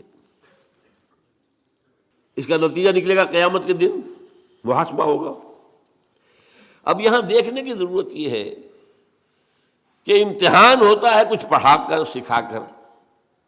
ایک سال تک آپ کو پڑھایا کہ اب امتحان دیجئے، کامیاب ہوں گے تو اگلے سال میں جائیں گے، ورنہ اسی میں پڑے رہیں۔ کبھی یہ کچھ چیز دے کر بھی آزماتے ہیں، آپ اپنے بچے کو کبھی 100 کا نوٹ دے کر دیکھیے کیا کرتا ہے وہ، اس سے آپ کو اس کے رجحانات کا اندازہ ہو جائے گا۔ ہو سکتا ہے وہ دوڑ کر جائے کتابوں کی دکان پر، کوئی رسالے کوئی کتابیں لے کر آئے، ہو سکتا ہے دوڑ جائے کوئی جو کھلونے لے آئے، یہ بھی ہو سکتا ہے کہ کھانے پینے کا کچھ سامان لے آئے۔ تو امتحان، اس دیا خانے میں تیرا امتحان ہے زندگی، یہ امتحان کن چیزوں میں ہے؟ دیکھیے اس دنیا میں خیر و شر کے درمیان ایک کشاکش، ایک تصادم جاری ہے۔ ستیزہ کاٹ رہا ہے ازل سے تا امروز، چراغ مصطفی سے شرار بولا بھی، ازل سے تا امروز، اور یہ رہنا جاری ہے، قیامت تک رہنا ہے۔ ستیزہ کاٹ رہا ہے ازل سے تا امروز، چراغ مصطفی سے شرار بولا بھی۔ یہ جو کشاکش ہے اس کو ذرا نوٹ کیجئے، ایک چوسر، میرے اندر آپ کے اندر خیر کی طاقت بھی ہے اور شر کی بھی ہے۔ میرا حیوانی وجود مجھے زمین کی طرف کھینچتا ہے، نیچے لے جانا چاہتا ہے، زمینی خواہشات، زمینی آرزوئیں، اس دنیا کے بارے میں امنگیں، دولت زیادہ ہو جائے، فلاں چیز زیادہ ہو جائے، کھاؤں اعلیٰ سے اعلیٰ، چٹخارے لوں، کئی ڈشز کے اوپر میرا جو ہے وہ ڈنر اور لنچ ہو، وغیرہ وغیرہ وغیرہ۔ یہ میرا نفس امارہ ہے جو مجھے کھینچ رہا ہے۔ یہ جو حیوانی ہمارے تقاضے ہیں، ظاہر بات ہے کہ یہ اندھے بہرے ہیں، انہیں تو اپنی سینشول گریٹیفیکیشن چاہیے، تسکین چاہیے، بس انہیں اس سے غرض نہیں کہ حلال سے ہو، حرام سے ہو، جائز سے ہو، ناجائز سے ہو، کوئی غرض نہیں۔ یہ ہمارے اندر کا نفس ہے جس کو قرآن کہتا ہے ان النفس لامارۃ بالسوء، یہ نفس جو ہے یہ تو برائی کی طرف بلاتا ہی ہے۔ اس کے برعکس ہمارے اندر روح ہے، وہ ہمیں بلندی کی طرف لے جانا چاہتی ہے، اللہ کی طرف۔ عربی کا ایک قول ہے کل شیء یرجع الی اصلہ، ہر شے اپنے اصل کی طرف لوٹتی ہے۔ یہ جسد ہمارا کہاں سے آیا؟ زمین سے۔ نمبر 2، اس کی غذا کہاں سے آتی ہے؟ اسی زمین سے، گندم ہو، چاول ہو، جو ہو، کچھ ہو، یا آپ نے بکری کا گوشت کھایا ہے تو بکری نے گھاس پات جو کھایا وہ کہاں کا ہے؟ اور نمبر 3، یہ ہمیں نیچے ہی گھسیٹتی ہے، زمین کی طرف۔ روح کہاں سے آئی ہے؟ انا للہ و انا الیہ راجعون۔ لہذا اس روح کی توجہ کدھر ہے؟ اپنے مرکز کی طرف مائل پرواز تھا حسن، وہ اللہ کی طرف قرب چاہتی ہے، معنوی طور پر قرب حاصل ہے، عملاً قرب چاہتی ہے۔ یہ کشاکش ہے۔ اور یہ بھی نوٹ کر لیجیے اس روح کی غذا کہاں سے آئی ہے؟ اس روح کی غذا اللہ کا کلام ہے۔ یہ ہماری مادی وجود کے لیے مادی غذا، اور یہ روحانی وجود کے لیے روحانی غذا، اور وہ قرآن ہے۔ البتہ اس کے ساتھ کچھ خارج میں بھی طاقتیں موجود ہیں، شر کی بھی اور خیر کی بھی۔ خارج میں ابلیس لعین، وہ بڑا جن شیطان، جس کو جب اللہ تعالیٰ نے رادہ درگاہ کر دیا تو اس نے ڈٹ کر اعلان کیا کہ اللہ میں ثابت کر دوں گا، مجھے مہلت دے دے، مجھے قیامت تک کے لیے زندگی دے دے میری، میں ثابت کر دوں گا کہ آدم اس قابل نہیں تھا جو تو نے تمہاس کو دیا، اور اس کی میں وہ ذریت کو تباہ کر کے چھوڑوں گا، برباد کر کے چھوڑوں گا، گمراہ کر کے چھوڑوں گا۔ وَلَن تَجِدَ أَكْثَرَهُمْ شَاكِرِينَ، اور دیکھ لو اللہ وقت آئے گا تو دیکھے گا کہ اس کے جو اولاد ہے اس کی اکثریت تیرے شکر گزار بندے نہیں ہوں گے۔ یہ چیلنج اس نے ابلیس نے دیا تھا، وہ اس کے اوپر ڈٹا ہوا ہے، اس کی ضروریت لشکر شیطانوں کے جنات میں سے، یہ غیر مرئی ہے، نظر نہیں آتے ہمیں۔ اِنَّهُ يَرَاكُمْ مِنْ حَيْثُ لَا تَرَوْنَهُمْ، وہ تو تمہیں وہاں سے تاکتے ہیں، دیکھتے ہیں، تم نہیں دیکھتے ہو، غیر بنائی ہے۔ اور چونکہ لطیف مادہ ہے، لطیف ہے، آگ سے بنا ہے نا، لطیف ہے۔ ان الشیطان یجری من الانسان مجری الدم، حضور نے فرمایا شیطان انسان کے وجود میں خون کی طرح سرایت کرتا ہے، گردش کرتا ہے۔ اور اس کے ساتھ ہی نوٹ کر لیجئے، ابلیس کے جو چیلے ہو جاتے ہیں انسانوں میں سے، وہ بھی اس کی پارٹی بن جاتے ہیں، حزب الشیطان۔ قرآن مجید میں سورہ مجادلہ میں ذکر ہے۔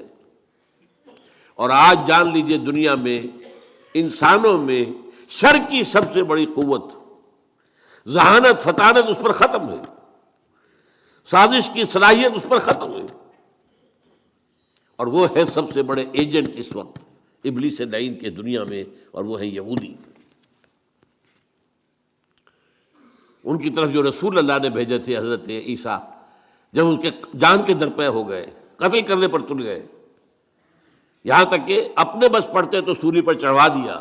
یہ دوسری بات ہے اللہ نے کیا کیا، وہ ایک علیحدہ مسئلہ ہے۔ اللہ نے انہیں آسمان پر اٹھایا، اور ایک اور شخص جو ہے جس کے بارے میں گمان یہی ہے، اور صحیح ہے یہ گمان، کہ جس شخص نے ان کے حواریین میں سے دھوکہ دے کر گرفتار کروایا تھا، اسی کی شکل بنا دی گئی حضرت مسیح کی، ولیکن شبہ لہم، اس کے اندر جو ہے شبیہ پیدا کر دی گئی حضرت عیسیٰ علیہ السلام کی، اور وہ سولی چڑھنا چاہیے تھا اسے، وہ تو he deserved it۔ لیکن بہرحال وہ چونکہ یہودی طے کر کے اور اپنے بس پڑتے چڑھا دیا انہوں نے سولی پر، اس وقت سے وہ اللہ تعالیٰ کے ہاں سے مغضوب علیہم، ملعون، مردود یہ قرار پا چکے۔ اور اس کے بعد سے میں نے جیسے کہ کہا نہایت ذہین قوم، قرآن میں ایک جگہ آیا ہے اخترناہ علی علم عندنا، ہم نے اپنے علم کی بنیاد پر چنا تھا انہیں۔ اور دو جگہ قرآن مجید میں سورہ بقرہ ہی میں ہے، 6 رکوع کی پہلی آیت اور 15 رکوع کی پہلی آیت، یا بنی اسرائیل اذکروا نعمتی التی انعمت علیکم وانی فضلتکم علی العالمین، میں نے تمہیں تمام جہانوں پر فضیلت دی تھی۔ لیکن اللہ کا قانون کیا ہے، جس قوم کی طرف رسول بھیجا جائے، اگر وہ قوم بحیثیت مجموعی اس کا انکار کر دے اور اس کی جان کے درپے ہو جائے تو اس پر عذاب آتا رہا ہے، آخری عذاب، ہلاکت والا عذاب، عذاب استیصال، جیسے کہ حضرت ابراہیم، حضرت نوح علیہ السلام کی قوم غرق کی گئی، حضرت موسیٰ کے دور میں جو فرعون اور اس کا لاؤ لشکر غرق کیے گئے۔ اسی طریقے سے آپ کو معلوم ہے قوم ہود اور قوم صالح اور قوم شعیب، یہی ان کا انجام ہونا تھا، لیکن اللہ کی حکمت کچھ اور ہے، وہ ایک علیحدہ ایشو ہے۔ ان کو ابھی اس سزا سے بچا کر، لیکن دنیا میں ضربت علیہم الذلۃ والمسکنۃ وباؤوا بغضب من اللہ، اور ان کو مردود اور ملعون اور مغضوب علیہ بنا دیا گیا۔ یہ ہے اس وقت دنیا میں ابلیس کے سب سے بڑے چیلے چانٹے، اور جیسا کہ میں نے عرض کیا ہے ان کی صلاحیت مسلم ہے۔ آج کے اس دجالی دور میں زیادہ سے زیادہ سائنسدان بڑے جو ہیں یہودی ہیں، بڑے بڑے دجالی فکر کو جو لوگ لے کے سامنے آئے ہیں، جنہوں نے اللہ سے اور دین سے اور روحانیت سے انسان کو ہٹا دیا ہے، سب یہودی ہیں۔ لینن یہودی تھا، اسٹالن یہودی تھا، یہ سب یہودی۔ ان کے اندر صلاحیت ہے، لیکن اب وہ ایول جینیس کے طور پر استعمال ہو رہی ہے۔ صلاحیت غلط روح پر جائے گی تو کیا ہوگا، جو کچھ کر رہے ہیں آج۔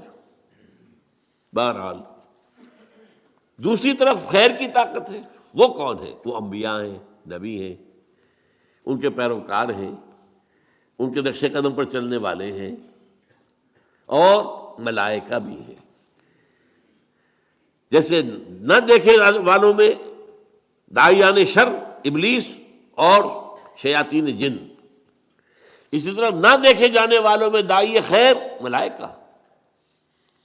قرآن مجید میں آیا ہے، ہم نے فرشتوں کو حکم دیا ان ثبتوا الذین آمنوا، جاؤ یہ غزوہ بدر جو ہو رہا ہے، اہل ایمان کے قدموں کو مضبوط کر دو، جما دو، قائم کر دو۔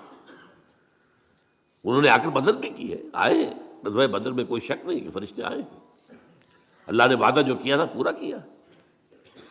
غزوہ احد میں بھی آئے ہیں، اللہ نے وعدہ کر دیا تھا، اپنا پورا کیا ہے۔ وَلَقَدْ صَدَقَكُمُ اللَّهُ وَعْدَهُ استحسونہم بإذنہ، اللہ نے اپنا وعدہ پورا کر دیا تھا جب تم انہیں اپنے دشمنوں کو گاجر مولی کی طرح کاٹ رہے تھے. حتی اذا فشلتم وتنازعتم فی الامر، لیکن جب تم ڈھیلے پڑے تم نے اور امر کے معاملے میں آپس میں جھگڑا کیا، حضور کے حکم کی خلاف ورزی کی، پھر اللہ نے پاسا پلٹ دیا. تو جو نوٹ کیجئے خیر اور شر، میرے اندر بھی ایک بہت بڑا میدان کارزار ہے خیر و شر کا. میرا نفس ہے جو مجھے نیچے کھینچ رہا ہے، زمینی خواہشات، سینشول گریٹیفیکیشنز. ایک میری روح ہے جو مجھے اوپر لے جانا چاہتی ہے، اللہ کے ساتھ مجھے جوڑنا چاہتی ہے، اللہ کے ساتھ تعلق قائم کرنا چاہتی ہے. یہ ہے میرے اندر. اور یہاں میں برصغیر تذکرہ عرض کر دوں کہ میں فرائیڈ کا اس معنی میں بہت قائل ہوں. فرائیڈ نے بھی 3 لیولز متعین کیے ہیں انسان کی معنوی شخصیت. دیکھیے ایک شخصیت میری ظاہری ہے، یہ چہرہ ہے، یہ ہاتھ ہے، پاؤں ہے، اس سے ہماری اناٹمی بحث کرے گی. یہ اناٹمی کے بعد جو ہے ہمارے اعضاء کے مختلف کیا وظائف ہیں، کیا کام اس نے کرنا ہے، کیا اس نے کرنا ہے، دل کا کام کیا ہے اور جگر کا یہ فزیولوجی بحث کرے گی. لیکن ہماری معنوی شخصیت ایک اندر ہے، اس سے کون بحث کرتا ہے؟ سائیکالوجی. اس سائیکالوجی میں حالانکہ انتہائی یوں سمجھیے کہ غلط رخ پر انسان کو لے گیا ہے فرائیڈ، بہت غلط رخ پر، لیکن کم سے کم ایک ایکویٹی آف ویژن جو ہے، معاہدے کی گہرائی، اس کے بارے میں قائل ہوں. اس نے بھی 3 لیول معین کیے انسان میں معنوی طور پر. نیچے کیا ہے؟ اڈ یا لبیڈو، یہ وہ اینیمل انسٹنکٹس ہے جو انسان کو نیچے کھینچتے. اس سے اوپر ایگو، خودی. تیسرا سپر ایگو.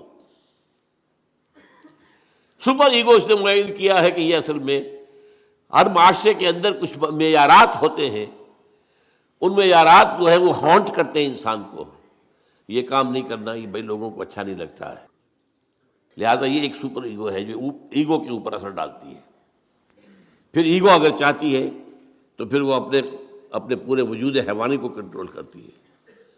اور یہ بھی ہے کہ every upper level controls, there is a restraint from the upper level to at the lower level. یہ ایگو اڈ اور لبیڈو کو کھینچ کر رکھتی ہے، سپر ایگو اس کو کھینچ کر رکھتی ہے. قرآن کے نزدیک یہ 3 لیولز کیا ہیں؟ لطیفہ نفس وہ ٹھیک ہے، بالکل وہی ہے جو فرائیڈ کہہ رہا ہے، کوئی شک نہیں، کوئی اختلاف نہیں. لطیفہ نفس، لطیفہ قلب وہ اس سے اوپر ہے، لطیفہ روح سب سے اوپر ہے. یہ 3 روح اوپر مجھے کھینچنا چاہ رہی ہے، اور یہ میرا جسم اور میرا مادی وجود مجھے نیچے کھینچ رہا ہے. کعبہ میرے پیچھے ہے، کلیسا میرے آگے. ایمان مجھے روکے ہے تو کھینچے ہے مجھے کفر. کعبہ میرے پیچھے ہے، کلیسا میرے آگے. اسی کشمکش میں ہماری زندگی گزرتی ہے. اور دیکھیے قلب کا معاملہ کیا ہے. یہ جو جسمانی قلب ہے ہمارے اندر، اس کو بھی چین نہیں ہے، ہر وقت حرکت میں ہے، ہر وقت، اور بدل رہا ہے، سکڑ رہا ہے، پھیل رہا ہے، سکڑ رہا ہے، پھیل رہا ہے، سکڑ رہا ہے، پھیل رہا ہے. اسی طریقے سے یہ مانوی قلب جو ہے، اس کا بھی کبھی رخ ہو جاتا ہے روح کی طرف تو پورا وجود روحانی ہو جاتا ہے. اس لیے کہ قلب حاکم ہے، مبدأ ارادہ قلب ہے. جب یہ روح کی طرف رخ ہو جائے، آئینہ ہے جیسے کہ آئینہ ادھر ہو گیا تو وہ سارا ریفلیکٹ کرے گا، روح کے جو اثرات ہیں، انوار و برکات، وہ پورے وجود پر چھا جائیں گے. اور اگر قلب کا رخ ہو گیا ہے نفس امارہ کی طرف تو پوری انسانی شخصیت حیوانیت، بلکہ ہو سکتا ہے بربریت، اس کے اوپر اترا ہے. یہ ہے قلب، ادھر یا ادھر. اسی لیے اس سے اوپر جو شے ہے وہ اللہ تعالیٰ کا ایک حکم اور اس کی مشیت ہوتی ہے. حضور نے فرمایا ہے کہ تمام انسانوں کے دل اللہ کی 2 انگلیوں کے مابین ہیں، وہ جدھر چاہتا ہے پھیر دیتا ہے. جو خوش قسمت ہے اللہ اس کے دل کو، رخ کو موڑ دیتا ہے روح کی طرف، خیر کی طرف، بھلائی کی طرف، نیکی کی طرف، ایمان کی طرف، تقویٰ کی طرف. جہاد فی سبیل اللہ کی طرف، اور جن کے بدقسمت جو ارن کرتے ہیں اپنے لیے اللہ کا عذاب، ان کا وہ قلب کا رخ کر دیا جاتا ہے وہ نفس امارہ کی طرف، اب وہ حیوان، بل ہم اضل، قرآن مجید کہتا ہے حیوان ہی نہیں، ان سے بھی گئے گزرے، لہم قلوب لا یفقہون بہا ولہم اعین لا یبصرون بہا ولہم آذان لا یسمعون بہا اولئک کالانعام بل ہم اضل۔ یہ تو انسان نہیں ہے، حیوان ہے، دل ہے جس سے یہ کام نہیں لیتے، سوچتے نہیں، آنکھیں دیکھتے نہیں، حیوانوں کا ساتھ دیکھنا دیکھتے ہیں نا، گاڑی آ رہی ہے میں نے بھی دیکھ لیا، اپنی جان بچا لی، کتے نے بھی دیکھ لیا، وہی بچ گیا، مجھ سے زیادہ بچنے کی صلاحیت اس میں، تو یہ تو میں برابر ہے۔ لیکن یہ اے اہل نظر، ذوق نظر خوب ہے، لیکن جو شے کی حقیقت کو نہ سمجھے وہ نظر کیا، شے کی ظاہر تو کتے کو بھی نظر آ گئی ہے، انسان تو وہ ہے کہ جو اشیاء کی حقیقت کو سمجھے۔ اور حضور نے فرمایا صلی اللہ علیہ وسلم، دعا ہے آپ کی، اللہم ارنی حقیقت الاشیاء کما ہی، اے اللہ مجھے اشیاء کی اصل حقیقت دکھا دے جیسے کہ وہ ہے، میں صرف ظاہر پر مطمئن نہیں رہنا چاہتا، ارنی حقیقت الاشیاء کما ہی، مجھے تو اشیاء کی حقیقت دکھا دے جیسے کہ پھر واقع وہ ہے۔ یہ اصل میں یہ آنکھ ہے دل کی آنکھ، یہ کان ہے دل کے کان، دیدن دیگر آموز سنیدن دیگر آموز۔ بہرحال اب اگلی بات سمجھیے، پھر دوہرا لیجیے، اندر نفس امارہ ہے، ان یا لیبیڈو ہے، روح ہے، دی سول اور دی اسپرٹ، جو امر عرب ہے، کشاکش ہے ان میں، درمیان میں قلب ہے، جو ادھر ہو جائے تو اس کا بول بالا، ادھر ہو جائے تو اس کا بول بالا، لیکن منبع ارادہ قلب ہے، ارادہ وہاں سے ابھرتا ہے۔ باہر کیا ہے؟ عزازیل، وہ ابلیس لعین اور اس کے جنات کے شیاطین کے جو جنات کے لشکر ہیں وہ بھی ہے، دوسری طرف ملائکہ بھی ہے، وہ خیر کی طرف بلاتے ہیں، دوسری طرف اس کے بھی انسانوں کے اندر مرید ہے، ایجنٹ ہے، چیلے چانٹے ہیں۔ آج یہود سب سے بڑے ہیں، اور یہود کے اعلی کار واسپ ہیں، دی وائسڈ اینگلو سیکسن پروٹیسٹنٹس، برطانیہ اور یو ایس اے سب سے بڑے چیلے چانٹے اعلی کار ہیں یہودیوں۔ چنانچہ برطانیہ نے انہیں فلسطین میں دوبارہ آباد ہونے کی اجازت دی ہے 1917 میں بالفور ڈکلریشن کے ذریعے سے، اور امریکہ نے انہیں ریاست بنا کر دے دی ہے 1948 میں یونائٹڈ نیشن کے ذریعے سے۔ لیکن دوسری طرف انبیاء کے پیروکار بھی ہیں، جو انبیاء کے نقش قدم پر چلتے ہوئے لوگوں کو خیر کی طرف بلاتے ہیں، بھلائی کی دعوت دیتے ہیں۔ یہ مرئی ہے، جیسے یہودی نظر آ رہے ہیں مرئی ہے جو شیطان کا لشکر ہے، ایسے ہی انبیاء کے پیروکار، ان کے نقش قدم پر چلنے والے، نصیحت کرنے والے، خیر کی طرف بلانے والے موجود ہیں۔ اب ایک بات، یہ داعیان شر یا داعیان خیر جو خارج میں ہیں، ان میں سے کسی کو انسان پر اختیار حاصل نہیں ہے۔ وہ دعوت دے سکتے ہیں، وہ بہلا پھسلا کر، سمجھا کر، اچھے داعی ہیں وہ تبلیغ کے ذریعے سے، تلقین کے ذریعے سے، نصیحت کے ذریعے سے، تعلیم کے ذریعے سے، جو برائی کی طرف بلانے والے ہیں وہ تحریض سے، ترغیب سے دنیا کو مزین کر کے دکھا دیں گے۔ لَأُزَيِّنَنَّ لَهُمْ فِي الْأَرْضِ، یہ شیطان نے کہا تھا اللہ تعالیٰ سے، سورہ ہجر میں ہے، میں پوری زمین ان کے لیے مزین کر دوں گا، یہ اسی زمین کی دنیا اور دنیا کی زندگی ہی کے عاشق بن جائیں گے۔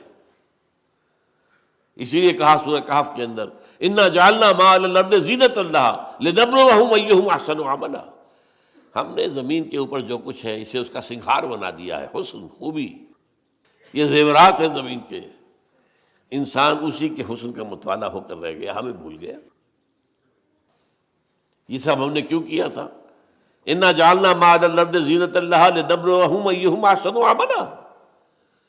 رخ روشن کے آگے شمع رکھ کر وہ یہ کہتے ہیں ادھر جاتا ہے دیکھیں یا ادھر پروانہ آتا ہے، امتحان تو یہی تھا، ہماری طرف آتا ہے یا دنیا کی طرف جاتا ہے، یہ اصل میں وہ امتحان ہے۔ لیکن جیسا کہ میں نے کہا کسی ابلیس کو بھی یہ اختیار نہیں ہے کہ آپ کو زبردستی غلط راستے پر لے جائے. وہ آپ کے سامنے دنیا کے خوشنما بنا دے گا، بدی کو خوشنما بنا کر پیش کرے گا، نیکی کی شکل دے دے گا، اس کے لیے بڑے اچھے الفاظ استعمال کر دے گا. جو یونائٹڈ نیشنز اسمبلی نے طے کر دیا ہے کہ پروسٹیٹیوشن کو پروسٹیٹیوشن نہ کہو، سیکس ورکرز کہو. بس یہ کیا ہو رہا ہے؟ ہومو سیکشولیٹی کو بالکل یہ نہ سمجھو کہ ان نیچرل بات ہے، نیچرل انکلینیشن. اور یہ کون کر رہا ہے؟ United Nations organisation general assembly کر رہی ہے. اس لیے اس وقت وہ یہود کے شکنجے میں ہے، فرنگ کی رگیں جہاں پنجہ یہود میں ہے. اسی طریقے سے انبیاء بھی کسی کو زبردستی سیدھے راستے پر نہیں لا سکتے. نہ کوئی اور داعی خیر، کوئی اور بھلائی کی طرف بلانے والا کوئی نہیں. ان کا کام کیا ہے؟ بشیر. یہ اصطلاح ذرا نوٹ کر لیجیے. اب کار نبوت کے ضمن کی اصطلاحات ہیں. وما نرسل المرسلین الا مبشرین ومنذرین، وما ارسلناک الا مبشرا ونذیرا. یہ دو الفاظ سب سے زیادہ استعمال ہوئے ہیں، بشارت دینے والے اور خبردار کرنے والے. دیکھو غلط راستے پر جاؤ گے تو جہنم کا راستہ ہے، جہنم میں گزرو گے. خبردار کر دیا ہم نے. فقط انذرتکم، میں نے تمہیں خبردار کر دیا ہے. غلط راستے پر جاؤ گے جہنم ہے، اچھے راستے پر جاؤ گے جنت ہے. بشارت اس کی ہے. اور جو کوئی اچھے راستے پر آئے اسے تھپکی دینا، بشارت دینا، دل جوئی کرنا. نحن اولیاؤکم فی الحیات الدنیا وفی الآخرہ. فرشتے کہتے ہیں اہل ایمان سے گھبراؤ نہیں، تکلیفوں میں سے بھی مت گھبراؤ، آزمائی سے نہ گھبراؤ، ہم تمہارے ساتھی ہیں، مددگار ہیں، پشپنا ہیں، دنیا کی زندگی میں بھی آخرت میں بھی. تو چاہے داعیان خیر ہوں چاہے داعیان شر ہوں، کسی کو کوئی اختیار کسی انسان پر حاصل نہیں ہے. قرآن مجید میں بھی اللہ تعالیٰ نے ابلیس سے کہہ دیا تھا تم نے مہلت مانگی ہے میں دے رہا ہوں، لیکن ان عبادی لیس لک علیہم سلطان، میرے بندوں پر تمہیں اختیار کوئی نہیں ہوگا.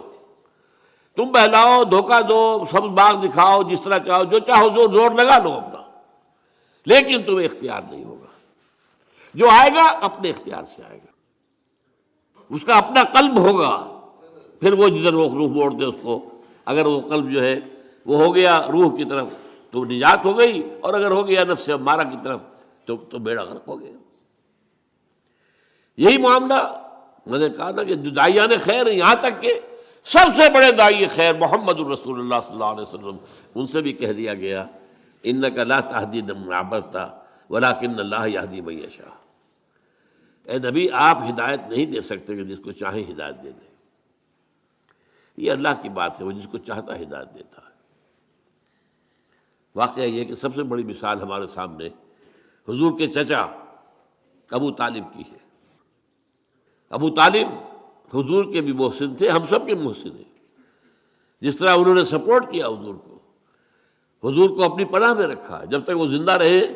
اس وقت تک قریش کو آپ کے خلاف کوئی اقدام کرنے کی ضرورت نہیں ہوئی کہ یہ تو ان فائٹنگ ہو جائے گی، قریش آپس میں لڑ پڑیں گے. A house divided amongst itself cannot stand. یہ ان کے انتقال کے بعد ہوا ہے، جب اقدام کیا گیا، طے کیا گیا کہ اب ان کو قتل کر دو، اب کوئی خطرہ نہیں. جس پر آپ طائف گئے ہیں کہ شاید طائف میں کوئی بڑا سردار جو ہے میری بات مان لے، ایمان لے آئے مجھ پر، تو میں اپنا مرکز وہاں منتقل کر دوں. لیکن وہ ایک علیحدہ بات ہوئی وہاں پر جو ہوئی. لیکن اس کے بارے میں معلوم ہے کس قدر حضور کے دل میں تمنا اور آرزو ہوگی. آپ تصور کر سکتے ہیں انہوں نے ساری طبیعت کس لیے باندھی، کتنی حضور کو خواہش ہوگی کہ ابو طالب کلمہ شہادت پڑھے بغیر دنیا سے نہ جائیں. یہاں تک کہ آخری وقت کہہ رہے ہیں، ان کے نزا کا عالم ہے، چچا جان میرے کان میں پڑھ دیجیے کلمہ تاکہ میں اللہ کے ہاں گواہی دے سکوں. لیکن بس وہ عرب ایک مزاج خاص، اس میں جو ایک اپنا ایک زوم ہوتا ہے، اپنی عزت نفس کا. بھتیجے میں جانتا ہوں کہ تیرے دین سے بہتر کوئی دین نہیں ہے، لیکن میں اس وقت یہ کلمہ شہادت نہیں پڑھنا چاہتا. عرب کی عورتیں یہ نہ کہیں کہ وہ طالب موت کے ڈر سے اس نے اپنا مذہب تبدیل کر لیا۔ بہرحال کہنے کی بات کیا تھی، نبی کیا ہوتے ہیں؟ بشیر، نذیر، داعی اللہ۔ اپنی جگہ پر روشنی کا مینارہ، سراجا منیرا، معلم، مربی، مزکی، یہ ساری کیفیات جو ہے انبیاء کے ساتھ ہیں۔ اور نبیوں کے نقش قدم پر چل کر جو لوگ خدمت خلق کریں، لوگوں کو صحیح راستے پر لائیں، ان کے لیے بھی یہی الفاظ ہوں گے۔ تمام سابقہ انبیاء کے لیے بھی یہی الفاظ تھے، وما نرسل المرسلین الا مبشرین ومنذرین وما ارسلناک الا مبشرا ونذیرا، بشیر، نذیر۔ اچھا، اس میں ایک اور اصطلاح آ گئی، اس انذار، تبشیر، تبلیغ، تعلیم، نصیحت، اس کے نتیجے میں جو بات قائم ہوگی اس کے لیے ایک لفظ ہے شاہد۔ شاہدن علیکم، علی آتا ہے عربی زبان میں مخالفت کے لیے، شاہدن علیکم، تمہارے خلاف گواہ۔ یہ سب سے پہلے یہ اصطلاح، یہ باقی اصطلاحات تو بعد میں آئی ہیں، لیکن یہ کہ آپ کو معلوم ہے کہ سورہ احزاب میں سب کو جمع کر دیا گیا ہے۔ یا ایھا النبی انا ارسلناک شاہدا ومبشرا ونذیرا وداعیا الی اللہ باذنہ وسراجا منیرا۔ لیکن سب سے پہلے سورہ مزمل میں لفظ آ گیا، مزمل بہت شروع کی صورت ہے، انا ارسلنا الیکم رسولا شاہدا علیکم کما ارسلنا الی فرعون رسولا فعصى فرعون الرسول فاخذناه اخذا وبیلا فکیف تتقون ان کفرتم یوما یجعل الولدان شیبا السماء منفطر به کان وعده مفعولا۔ ہم نے دیکھو بھیج دیا ہے تمہاری طرف اپنا ایک رسول جو تم پر گواہ بن کر آیا تمہارے خلاف۔ یہ خلاف کا لفظ کیوں آیا یہاں پر نوٹ کیجئے۔ شہید کے معنی ہے گواہ، بلکہ لفظی معنی اصل میں کیا ہے؟ جو شخص موجود ہو، شاہد، غائب، شاہد، شاہد و غائب، شاہد۔ لیکن اس کے پھر دو معنی اس میں اضافی طور پر پیدا ہوئے، جو کسی موقع پر موجود ہوگا وہی صحیح گواہ بھی ہے، تو شاہد گواہ بھی ہے۔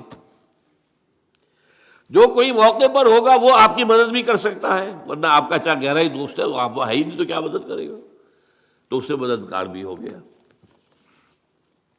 لکفیٰ باللہ شہیدا، اللہ کافی ہے آپ کی مدد کے لیے۔ اب شہادت گواہی کے معنی میں آتا ہے تو اس کے دو رخ ہیں۔ ہر مقدمے میں ایک مدعی ہے، ایک مدعا علیہ ہے۔ اگر آپ کی گواہی مدعی کے حق میں جا رہی ہے تو اس کے لیے لام آئے گا، شہدہ لہو، اس کے حق میں گواہی دی۔ اور اگر اس کے خلاف جا رہی ہے تو شہدہ علیہ۔ یہ لام اور علا کا جو فرق ہے اس کو اچھی طرح ایک اور حدیث کے حوالے سے یاد کر لیجئے۔ حضور نے فرمایا القرآن حجت لک او علیک، یہ قرآن یا تو حجت ہے تمہارے حق میں یا تمہارے خلاف۔ اسے اپنے حق میں حجت بنانا ہے تو اس کے اوپر عمل کرو، اس کو پڑھو، اس کو سمجھو، اسے اپنا امام بناؤ، اس کی پیروی کرو، تب یہ تمہارے حق میں گواہی دے۔ اللہ یہ مجھے پڑھتا تھا، مجھ پر غور کرتا تھا، مجھ پر عمل کرتا تھا، میری تبلیغ کرتا تھا، اے اللہ اس نے تو اپنے آپ کو وقف کر دیا تھا تعلیم و تعلم قرآن کے لیے، قرآن کے سمجھنے اور سمجھانے کے لیے، تو لہو یہ قرآن آپ کے حق میں گواہی بنے گا۔ جیسا کہ ایک حدیث میں آتا ہے کہ رمضان مبارک میں اگر آپ نے راتوں کو وقت جاگ کر قرآن مجید کو پڑھا ہے اور دن میں آپ نے روزے رکھے ہیں، حضور نے فرمایا الصیام والقرآن یشفعان للعبد، روزہ اور قرآن بندے کے حق میں گواہی دیں گے، شفاعت کریں گے۔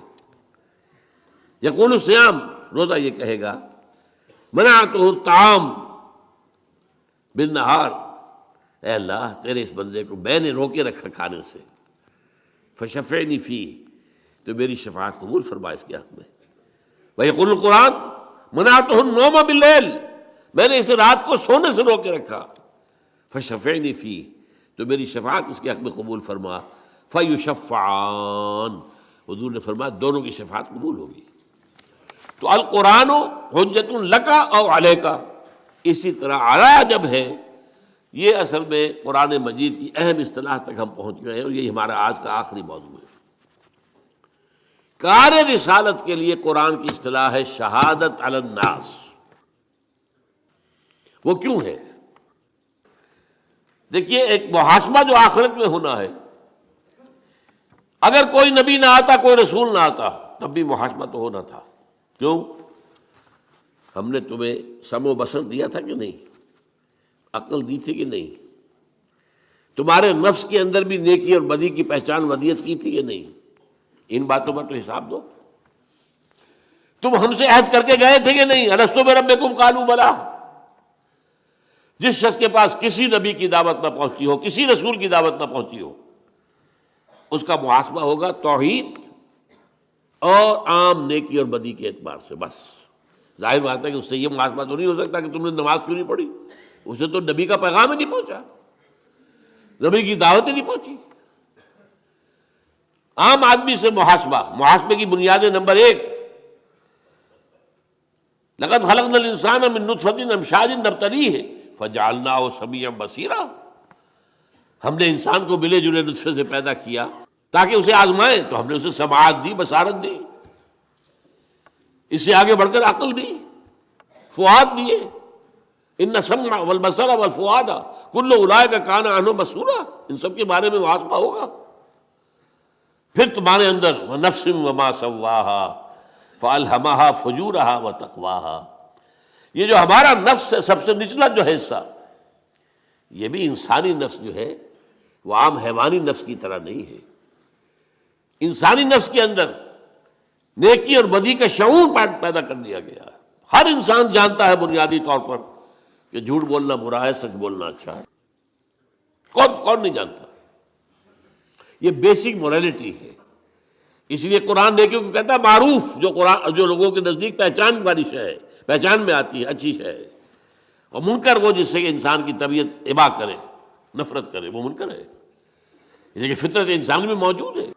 وَنَفْسٍ وَمَا سَوَّاهَا فَأَلْهَمَهَا فُجُورَهَا وَتَقْوَاهَا، پھر تمہارے اندر ہماری وہ روح تھی موجود، اس روح کے اندر اللہ کی معرفت بھی موجود ہے، ڈورمنٹ ہے، سوئی ہوئی ہے۔ اللہ کی محبت بھی ہے، خوابیدہ ہے۔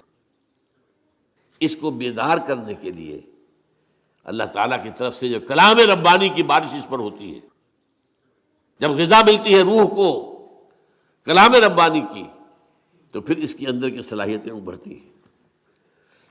ان چیزوں کی بنیاد پر محاسبہ آخرت ہوگا، لیکن اللہ تعالیٰ نے اس میں اتمام کیا ہے، تکمیل کی ہے، اتمام حجت کیا ہے، قطع عذر کیا ہے شہادت کے ذریعے سے۔ وہ کیا ہے؟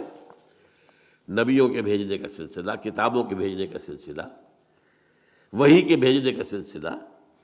نبی خیر کی دعوت دیتے رہیں گے، بدی سے روکتے رہیں گے، خیر کو اجاگر کریں گے، بدی کی بھی پہچان اور بڑھا دیں گے تمہارے اندر۔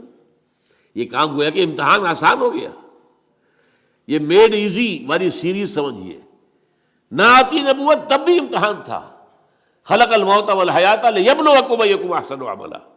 اور ہو سکتا ہے کہ کوئی انسان، بہت انسان ایسے دنیا میں رہے ہوں جن کے پاس کسی نبی اور کسی رسول کا پیغام پہنچا ہی نہ ہو، تو ان کا بھی محاسبہ تو ہوگا۔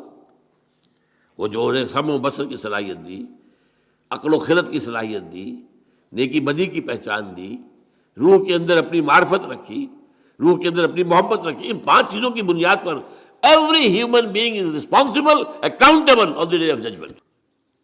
لیکن جب نبی آ گئے، ان کے اندر مکمل انسانیت کی ایک سیرت اور صورت بھی نظر آ گئی، اس اخلاق کا پیکر، اس سیرت و کردار کا مجسمہ بھی سب سامنے آ گیا، وحی کی دعوت بھی سامنے آ گئی۔ اس نے جو ہے روح کے اندر جو چیزیں چھپی ہوئی، دبی ہوئی تھی، انہیں اجاگر کیا۔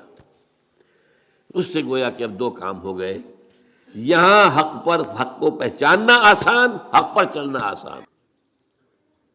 لیکن آخرت میں یہی نبی کھڑے ہوں گے، رسول کھڑے ہوں گے، گواہی دیں گے، اے اللہ ہم نے ان تک تیرا پیغام پہنچا دیا تھا۔ Now they are responsible. They are accountable. یہ جواب دہ ہیں. اب یہ نہیں کہہ سکتے کہ انہیں پیغام پہنچا ہی نہیں. دیکھیے اس بات کو سمجھیے. اگر کسی ایسی شے پر مواخذہ کیا جائے جس کے ان تک بات پہنچی نہیں ہو تو وہ تو حجت ہو جائے گی لوگوں کے پاس. اللہ کیسے ہمیں تو یہ بات پہنچائی نہیں گئی, ہاؤ کم, آج ہم سے جواب طلبی کیسے ہو رہی ہے. بلکہ اس میں آگے بڑھ کر میں بات بتا رہا ہوں. دیکھیے حضور کا جو آخری خطبہ تھا, خطبہ حجۃ الوداع, اس کے اختتام پر آپ نے اپنی دعوت کے جو اہم نکات تھے ان کو خوب کھول کھول کر دوبارہ آخری مرتبہ بیان کیا. اور مجمع تھا 1.25 لاکھ کا. جسٹ امیجن, اس وقت آج سے 1400 برس پہلے 1.25 لاکھ. اور حضور ایک ایک لفظ 3 مرتبہ بول رہے تھے. لاؤڈ اسپیکر تو تھا نہیں. کچھ لوگ ادھر کھڑے ہیں, اس سے آگے لوگ کھڑے, تو آپ نے ادھر رک کر کے کہا, اس نے آگے بولا, اس نے اس سے آگے بولا, تو 1 لاکھ تک پہنچایا. اس طریقے سے 3 دفعہ. پھر سامنے آپ نے رک کر کے وہی بات کہی, پھر بائیں طرف رک کر کے وہی بات کہی. جب آپ کا خطبہ ختم ہو گیا تو آپ نے ایک سوال کیا, الا هل بلغت, لوگوں میں نے پہنچا دیا یا نہیں. اور حیرت ہوتی ہے کہ اس کے جواب میں صحابہ نے 4 باتیں کہی. عام طور پر صحابہ کا جو انداز ہوتا تھا, حضور جب پوچھتے تھے کوئی سوال تو عام طور پر کہتے تھے اللہ و رسولہ عالم. یہ جو چلبلے قسم کے شاگرد ہوتے ہیں, کبھی جو اساتذہ کے اوپر بھی اپنا روب گانٹنا چاہتے ہیں, تو وہ تو جھٹ بولیں گے اپنی, تاکہ ذہانت کا ثبوت ہو جائے. لیکن حضور کے وہ شاگرد بہت مؤدب لوگ تھے, اللہ و رسولہ عالم. پھر آپ دوبارہ پوچھتے تھے تو پھر جیسی بات بھی ذہن میں آئی کہہ دیتے تھے. آپ نے سوال کیا اتدرون من المفلس, کون ہے تمہارے خیال میں مفلس کون ہے؟ اللہ و رسولہ عالم. آپ نے پھر دوبارہ پوچھا, پھر بتایا المفلس عندنا من لا درہم لہ ولا دینار. مفلس تو ہم اسی کو سمجھتے ہیں جس کے پاس درہم نہیں, دینار نہیں. پھر آپ نے اپنی بات بتائی, وہ میں اس وقت نہیں بیان کر رہا. تو میں یہ کہہ رہا تھا کہ عام طور پر صحابہ کا جواب ہوتا تھا اللہ و رسولہ عالم. یہاں وہ بھی سمجھ گئے تھے کہ یہ حضور یہ کیوں پوچھ رہے. ایک رسپانسبلٹی تھی جو آئی تھی, جس کو سورہ مزمل میں کہا تھا انا سنلقی علیک قولا ثقیلا, ہم آپ پر ایک بڑا بھاری بوجھ ڈالنے والے ہیں. وہ کندھوں پر آیا تھا, جس کے لیے تنبیہ بھی آ گئی سورہ مائدہ میں, یا ایھا الرسول بلغ ما انزل الیک من ربک وَإِن لَّمْ تَفْعَلْ فَمَا بَلَّغْتَ رِسَالَتَهُ. اے رسول پہنچا دو جو کچھ بھی نازل ہوا ہے آپ پر آپ کے رب کی طرف سے, اور اگر ایسا نہ کیا تو رسالت کا حق ادا نہیں ہوگا. آپ دیکھتے ہیں قرآن مجید میں وہ آیات بھی ہم پڑھتے ہیں جن میں بظاہر حضور سے کچھ اظہار ناراضگی اللہ نے کیا ہے, اظہار خفگی کیا ہے, یا کسی چیز پر روکا ہے, ٹوکا. میں زیادہ سخت لفظ نہیں بولنا چاہتا, حالانکہ الفاظ بڑے سخت ہیں. یا ایھا النبی لم تحرم ما احل اللہ لک تبتغی مرضات ازواجک. اے نبی کیوں حرام ٹھہرا رہے ہو اپنے اوپر وہ شے جو اللہ نے حلال کی ہے اپنی بیویوں کی رضا جوئی کے لیے. کتنی سخت بات ہے. عبس وتولی ان جاءہ الاعمی وما یدریک لعلہ یزکیٰ. ایک پیر صاحب ہیں ملتان کے, انہوں نے مجھے باقاعدہ پیغام بھیجا کہ آپ جب یہ آیتیں پڑھا کریں ترجمہ نہ کیا کریں. میں حیران ہوا کہ قرآن مجید کی آیات ہے, جب ہمیں پڑھنے کے حکم ہے ہم تو اس میں سے کسی چیز کو نہیں, آیات پڑھ دیا کریں, ترجمہ نہ کیا کرتے, اس لیے کہ اس میں حضور کی توہین آتی ہے. تو میں سمجھتا ہوں کہ جتنا بھی آدمی ادب سے بات کر سکے, لیکن ہمیں یہ قرآن مجید جیسا کہ حضور نے پہنچا دیا ہمیں, تو ہم اس میں سے کوئی کمی بیشی کرنے والے کون ہیں. عبداللہ ابن ام مکتوم رضی اللہ تعالیٰ عنہ اندھے تھے, وہ حضور کی خدمت میں حاضر ہوئے. اس وقت حضور کے پاس سرداران قریش کی ایک جماعت جمع تھی, گفتگو ہو رہی تھی. اب یہ بیچارے نابینا, انہیں کیا پتہ کون لوگ جمع, یہ بار بار دخل دے رہے ہیں, حضور کو اپنی طرف متوجہ کرنا چاہ رہے ہیں. حضور کو ناگوار گزرا, آپ کے ماتھے پر بل پڑ گئے. عبس وتولی, اس نے تیوری چڑھا لی, ماتھے پر بل پڑ گئے. ان جاءہ الاعمی, اس لیے کہ اس کے پاس ایک اندھا آیا تھا. وما یدریک لعلہ یزکیٰ, تمہیں کیا پتہ شاید کہ وہ تزکیہ اختیار کرتا. اور یذکر فتنفعہ الذکریٰ، یا اسے نصیحت مل جاتی آپ کی گفتگو سے اور وہ نصیحت اسے مفید ہوتی۔ اما من استغنا فانت لہ تصدی، جو استغنا کرتے ہیں، ابا کرتے ہیں، پیٹھ موڑتے ہیں، آپ ان کے پیچھے لگے ہوئے، ان کے پیچھے پڑے ہوئے۔ وما علیک اللہ یزکیٰ، اگر وہ نہیں تزکیہ اختیار کر رہے تو آپ پر کوئی الزام نہیں ہے۔ وَأَمَّا مَنْ جَاءَكَ يَسْعَىٰ وَهُوَ يَخْشَىٰ فَأَنْتَ عَنْهُ تَلَهَّىٰ، اور جو آیا ہے چل کر وہ تو چاہتا تزکیہ حاصل کرنا، ان کی طرف سے آپ عدم توجہ فرما رہے ہیں۔ یہ بھی ہمیں پہنچا دیا کہ نہیں؟ بلغ ما انزل الیک من ربک وَإِن لَمْ تَفْعَلْ فَمَا بَلَّغْتَ رِسَالَتَهُ۔ اب یہ جو بوجھ تھا اس کی ذمہ داری کا، حضور کو معاملہ معلوم تھا، اس لیے کہ سورہ اعراف میں یہ آیت آ چکی تھی، نوٹ کیجئے، آیت نمبر 6 ہے، فَلَنَسْأَلَنَّ الَّذِينَ أُرْسِلَ إِلَيْهِمْ وَلَنَسْأَلَنَّ الْمُرْسَلِينَ، ہم لازماً پوچھ کر رہیں گے ان سے بھی جن کی طرف رسولوں کو بھیجا، اور ان سے بھی جنہیں رسول بنا کر بھیجا۔ تو آپ نے یہ جو کیا کیوں؟ الا هل بلغت انا نشهد انك بلغت رسالة وأديت الأمانة وكشفت الغمة ونصحت الأمة۔ 4 بات، حضور ہم گواہ ہیں، آپ نے حق رسالت ادا کر دیا، حق امانت ادا کر دیا۔ یہ قرآن آپ کے پاس امانت تھا، ہمارے لیے اللہ نے بھیجا تھا نا، آپ کے ذمہ تھا ہمیں پہنچانا، آپ نے پہنچا دیا۔ آپ نے ہماری خیر خواہی کا حق ادا کر دیا، اور آپ نے گمراہیوں کے بادل چھانٹ دیے۔ 3 مرتبہ سوال کیا آپ نے، الا هل بلغت انا نشهد انك قد بلغت الرسالة وأديت الأمانة ونصحت الأمة وكشفت الغمة۔ پھر نگاہ اٹھائیے آسمان کی طرف، انگشت شہادت سے اشارہ کیا، اللہم اشہد، اللہم اشہد، اللہم اشہد، اے اللہ تو بھی گواہ ہے، میں نے اپنا حق ادا کر دیا۔ یہ مان رہے ہیں کہ میں نے پہنچا دیا، یہ گواہی دے رہے ہیں کہ میں نے پہنچا دیا۔ اب قیامت کے دن کیا ہوگا؟ ہر امت پر جب ایک کلیکٹیو قسم کی وہاں پر رسپانسبلٹی آئے گی، ایک تو ہے ہر شخص کا انفرادی حساب، کلہم آتی ہے یوم القیامت فردا، پہلے ایک اجتماعی فیصلہ بھی ہوگا۔ اس وقت جو ہے وہ ہر اس امت کا جو رسول ہے وہ کھڑے ہو کر ٹیسٹیفائی کرے گا، اے اللہ تیرا جو پیغام مجھ تک آیا تھا میں نے پہنچا دیا تھا، ناؤ دے آر ریسپانسبل۔ یہ ہے وہ معاملہ جو قیامت میں ہوگا، اور سورہ نساء کی 41ویں آیت میں اس کا نقشہ کھینچا گیا ہے۔ اور روایت آتی ہے کہ حضور نے ایک مرتبہ عبداللہ ابن مسعود رضی اللہ تعالیٰ عنہ سے کہا کہ مجھے کچھ قرآن سناؤ۔ انہوں نے عرض کیا حضور آپ کو سناؤں گا، آپ پر تو نازل ہوا ہے قرآن۔ فرمایا نہیں، مجھے کچھ کسی دوسرے سے سن کر کچھ اور ہی لذت محسوس ہوتی ہے۔ تعمیل امر میں حضرت عبداللہ ابن مسعود نے سورہ نساء کی قرأت شروع کی۔ جب اس 41ویں آیت پر پہنچے تو حضور نے فرمایا حسبک حسبک، بس کرو بس کرو۔ اب وہ تو اپنی گردن نیچے کیے پڑھ رہے تھے قرآن، حضور کا چہرہ مبارک پہ تو نگاہ نہیں تھی۔ اب جب آپ نے کہا حسبک حسبک تو نگاہ اٹھا کر دیکھا تو آپ کی آنکھوں سے آنسو بہ رہے تھے۔ وہ کس بات کے تھے آنسو؟ فَكَيْفَ إِذَا جِئْنَا مِنْ كُلِّ أُمَّةٍ بِشَهِيدٍ وَجِئْنَا بِكَ عَلَىٰ هَٰؤُلَاءِ شَهِيدًا۔ اس دن کیا ہوگا، کیسے بیتے گی، جس دن ہر امت پر ہم ایک گواہ کھڑا کریں گے اس کے خلاف۔ یہ گویا کہ جسے آپ کہتے ہیں کہ سرکاری گواہ، پروزیکیوشن وٹنس، اور آپ کو لائیں گے ان کے خلاف گواہ بنا کر۔ رسول کہے گا میں نے پہنچا دیا تھا، یہ جانیں۔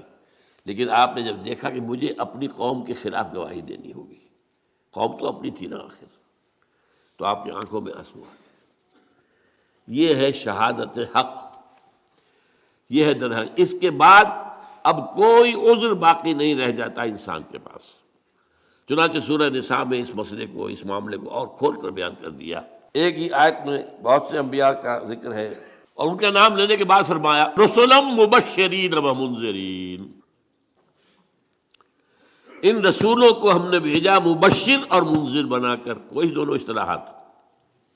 وما نرسل المرسلین الا مبشرین ومنذرین یا ایھا النبی انا ارسلناک شاہدا ومبشرا ونذیرا وداعیا الی اللہ باذنہ وسراجا منیرا رسلا مبشرین ومنذرین لئلا یکون للناس علی اللہ حجۃ بعد الرسل. اب دیکھیں لام اور علی یہاں بھی آ گیا، تاکہ نہ رہ جائے لوگوں کے حق میں کوئی عذر کوئی دلیل اللہ کے مقابلے میں. علی اللہ للناس، اے اللہ ہم تک تو بات پہنچی نہیں، اے اللہ ہمارے تک تو یہ پیغام پہنچا ہی نہیں، تو اب کس چیز کا مواخذہ؟ تو رسول بھیج دیے، اب نہیں کہہ سکتے، اتمام حجت ہو گیا، قطع عذر ہو گیا، اب دلیل کوئی نہیں. رسلا مبشرین ومنذرین لئلا یکون للناس علی اللہ، لام اور علی، حجت، کوئی حجت نہ رہ جائے، لئلا یکون للناس علی اللہ حجت بعد الرسل وکان اللہ عزیزا حکیما. اللہ تعالیٰ جو ہے وہ تو عزیز ہے، زبردست ہے، وہ جیسے چاہے حساب لے لے، لیکن حکیم بھی ہے، اس نے ہر شے کا قانون بنا رکھا ہے. یہ شہادت علی الناس تاکہ محاسبہ اخروی کے لیے ابتدائی بنیادیں تو وہ ہیں جو انسان میں رکھی ہوئی ہیں، سمع و بصر ہے، عقل و خرد ہے، نیکی بدی کی پہچان ہے، روح میں اللہ کی معرفت ہے اگرچہ سوئی ہوئی، روح میں اللہ کی محبت ہے اگرچہ خوابیدہ. لیکن یہ 5 چیزیں دے کر تمہیں بھیجا ہے دنیا میں، ایسے ہی بغیر تیر و تفنگ کے اور بغیر ساز و سامان کے تمہیں نہیں ڈال دیا امتحان کے اندر. اس کے بعد اس کی تکمیل کر دی گئی، اتمام حجت، قطع عذر. نبیوں کو بھیج کر، رسولوں کو بھیج کر، اب تو کہہ ہی نہیں سکتے. رسلا مبشرین ومنذرین لئلا یکون للناس علی اللہ حجۃ بعد الرسل وکان اللہ عزیزا حکیما. اب آخری بات، حضور پر نبوت ختم، اب یہ کام کون کرے گا؟ انسان تو ختم نہیں ہوئے، یہ کام اب کون کرے گا؟ پہلے کیا تھا؟ ایک رسول کی دعوت لوگوں نے بھلا دی، اللہ نے اور رسول بھیج دیا، اور اگر تعلیمات کے اندر کوئی نقص کر دیا تھا ان کی اصلاح کر دی. اب جب سلسلہ بند ہو گیا اب کیا ہوگا؟ یہ ہے وہ اہم نکتہ جو آپ کی اور میری ذمہ داری بات بتاتا ہے. حضور کے انتقال کے بعد اور آپ پر ختم نبوت کے بعد اب یہ ذمہ داری بحیثیت مجموعی پوری امت مسلمہ کی ہے. اب ہمارے کندھوں پر آ گیا وہ بوجھ جو حضور نے اپنا وہ کہہ کر گواہی لے کر الا حل بلغت، تو گواہی لے کر کندھے کا بوجھ جو تھا وہ اتر کر امت کے کندھے پر آ گیا. یہ مضمون قرآن میں 2 دفعہ آیا. سورہ حج کی آخری آیت ہے، اے مسلمانوں جاہدوا فی اللہ حق جہادہ. اور کس لیے یہ جہاد کرنا ہے تمہیں؟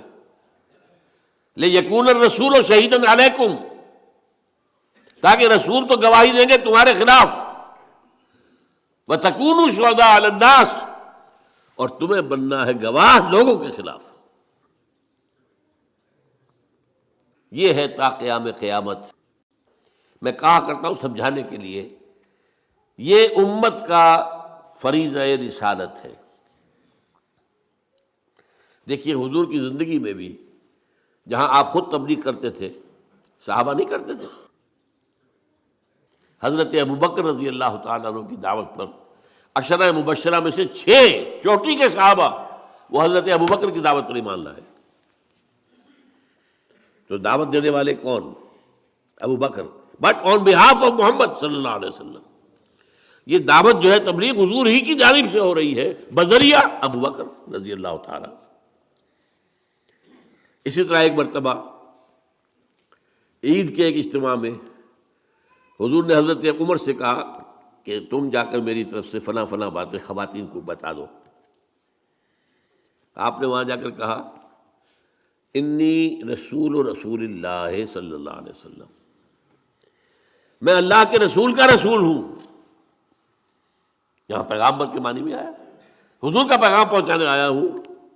انی رسول اللہ ہے، یہی لفظ حضور نے استعمال کیا معاذ ابن جبل کے لیے رضی اللہ تعالیٰ عنہ، جب انہیں یمن کا گورنر بنا کر بھیج رہے تھے۔ وہ پوچھا کیا کرو گے، کوئی معاملہ پیش آئے کیسے طے کرو گے؟ کہا کہ میں پہلے قرآن میں دیکھوں گا، اگر قرآن میں وہ بات نہ ملے تو پھر میں آپ کی سنت اور حدیث میں دیکھوں گا، وہاں بھی نہ ملے تو کیا کروں، ثم اجتہد، پھر میں کوشش کروں گا اپنی سی کہ صحیح رائے تک پہنچ جاؤں، اجتہاد کروں گا۔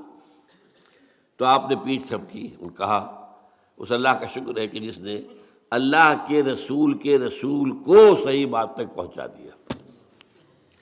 یعنی صحیح راستہ یہ پہلے قرآن دیکھو پھر حدیث دیکھو، دونوں میں نہ ہو تو پھر اجتہاد کرو۔ تو یہ کام جو ہے اب امت بحیثیت مجموعی اب رسالت کے اس سلسلے میں لنک کر دی گئی ہے۔ لِيَكُونَ الرَّسُولُ شَهِيدًا عَلَيْكُمْ وَتَكُونُوا شُهَدَاءَ عَلَى النَّاسِ، یہ تو سورہ حج کے اندر آیا ہے، اور سورہ بقرہ کے اندر کیا آیت آئی ہے؟ جب قبلہ بدلا ہے، رخ بدل دیا، مکے سے مدینے آ کر پہلے آپ نے 17 مہینے بیت المقدس کی طرف رخ کر کے نماز پڑھی ہے، پھر اللہ کا حکم آیا ہے اور قبلہ تبدیل ہوا۔ یہ بڑا ایک اہم واقعہ تھا جس پر بہت چہمے گوئی بھی ہوئی، لوگوں نے مذاق بھی اڑائے، اچھے عجیب یہ رسول ہے، نبی ہے جن کا قبلہ ہی معین نہیں ہے، پہلے شمال تھا اب جنوب ہو گیا۔ خیر وہ ایک علیحدہ مسئلہ ہے، میں نے تفصیل سے بحث کی ہے، جو میرا منتخب نصاب کا درس نمبر 2 ہے آیا بر، اس کے تمہید کے طور پر میں نے اس مسئلے پر پوری گفتگو کی۔ خیر تو وہاں کیا ہوا، اس وقت جب یہ بات سامنے آئی کہ یہ لوگوں نے کہا کہ یہ کہیں گے سَيَقُولُ السُّفَهَاءُ مِنَ النَّاسِ مَا وَلَّاهُمْ عَنْ قِبْلَتِهِمُ الَّتِي كَانُوا عَلَيْهَا قُلْ لِلَّهِ الْمَشْرِقُ وَالْمَغْرِبُ، وہاں فرمایا وَكَذَلِكَ جَعَلْنَاكُمْ أُمَّةً وَسَطًا لِتَكُونُوا شُهَدَاءَ عَلَى النَّاسِ وَيَكُونَ الرَّسُولُ عَلَيْكُمْ شَهِيدًا۔ قرآن مجید میں اہم مضامین 2 جگہ ضرور آتے ہیں، وہی 2 جگہیں آپ نے یہاں پر دیکھ لی کہ وہاں پر سورہ حج میں آ گیا لِيَكُونَ الرَّسُولُ شَهِيدًا عَلَيْكُمْ وَتَكُونُوا شُهَدَاءَ عَلَى النَّاسِ، وہی بات بالعکس ترتیب علیحدہ ہو گئی، وہاں رسول کا ذکر پہلے اور امت کا بعد میں، یہاں امت کا پہلے رسول کا بعد میں، لِتَكُونُوا شُهَدَاءَ عَلَى النَّاسِ وَيَكُونَ الرَّسُولُ عَلَيْكُمْ شَهِيدًا۔ یہ ذمہ داری ہے امت مسلمہ کے کاندھے پر۔ اور دیکھیے، نوٹ کر لیجئے، آج چونکہ ہم یہ کام نہیں کر رہے، اسی لیے آج دنیا میں ذلیل و خوار ہیں آج کیوں ذلیل کہ کل تک نہ تھی پسند گستاخی فرشتہ ہماری جناب میں۔ آج مسلمان ہیں ضربت علیہم الذلۃ والمسکنۃ وباؤوا بغضب من اللہ، کمزوری کم ہمتی ہم پر مسلط کر دی گئی ہے۔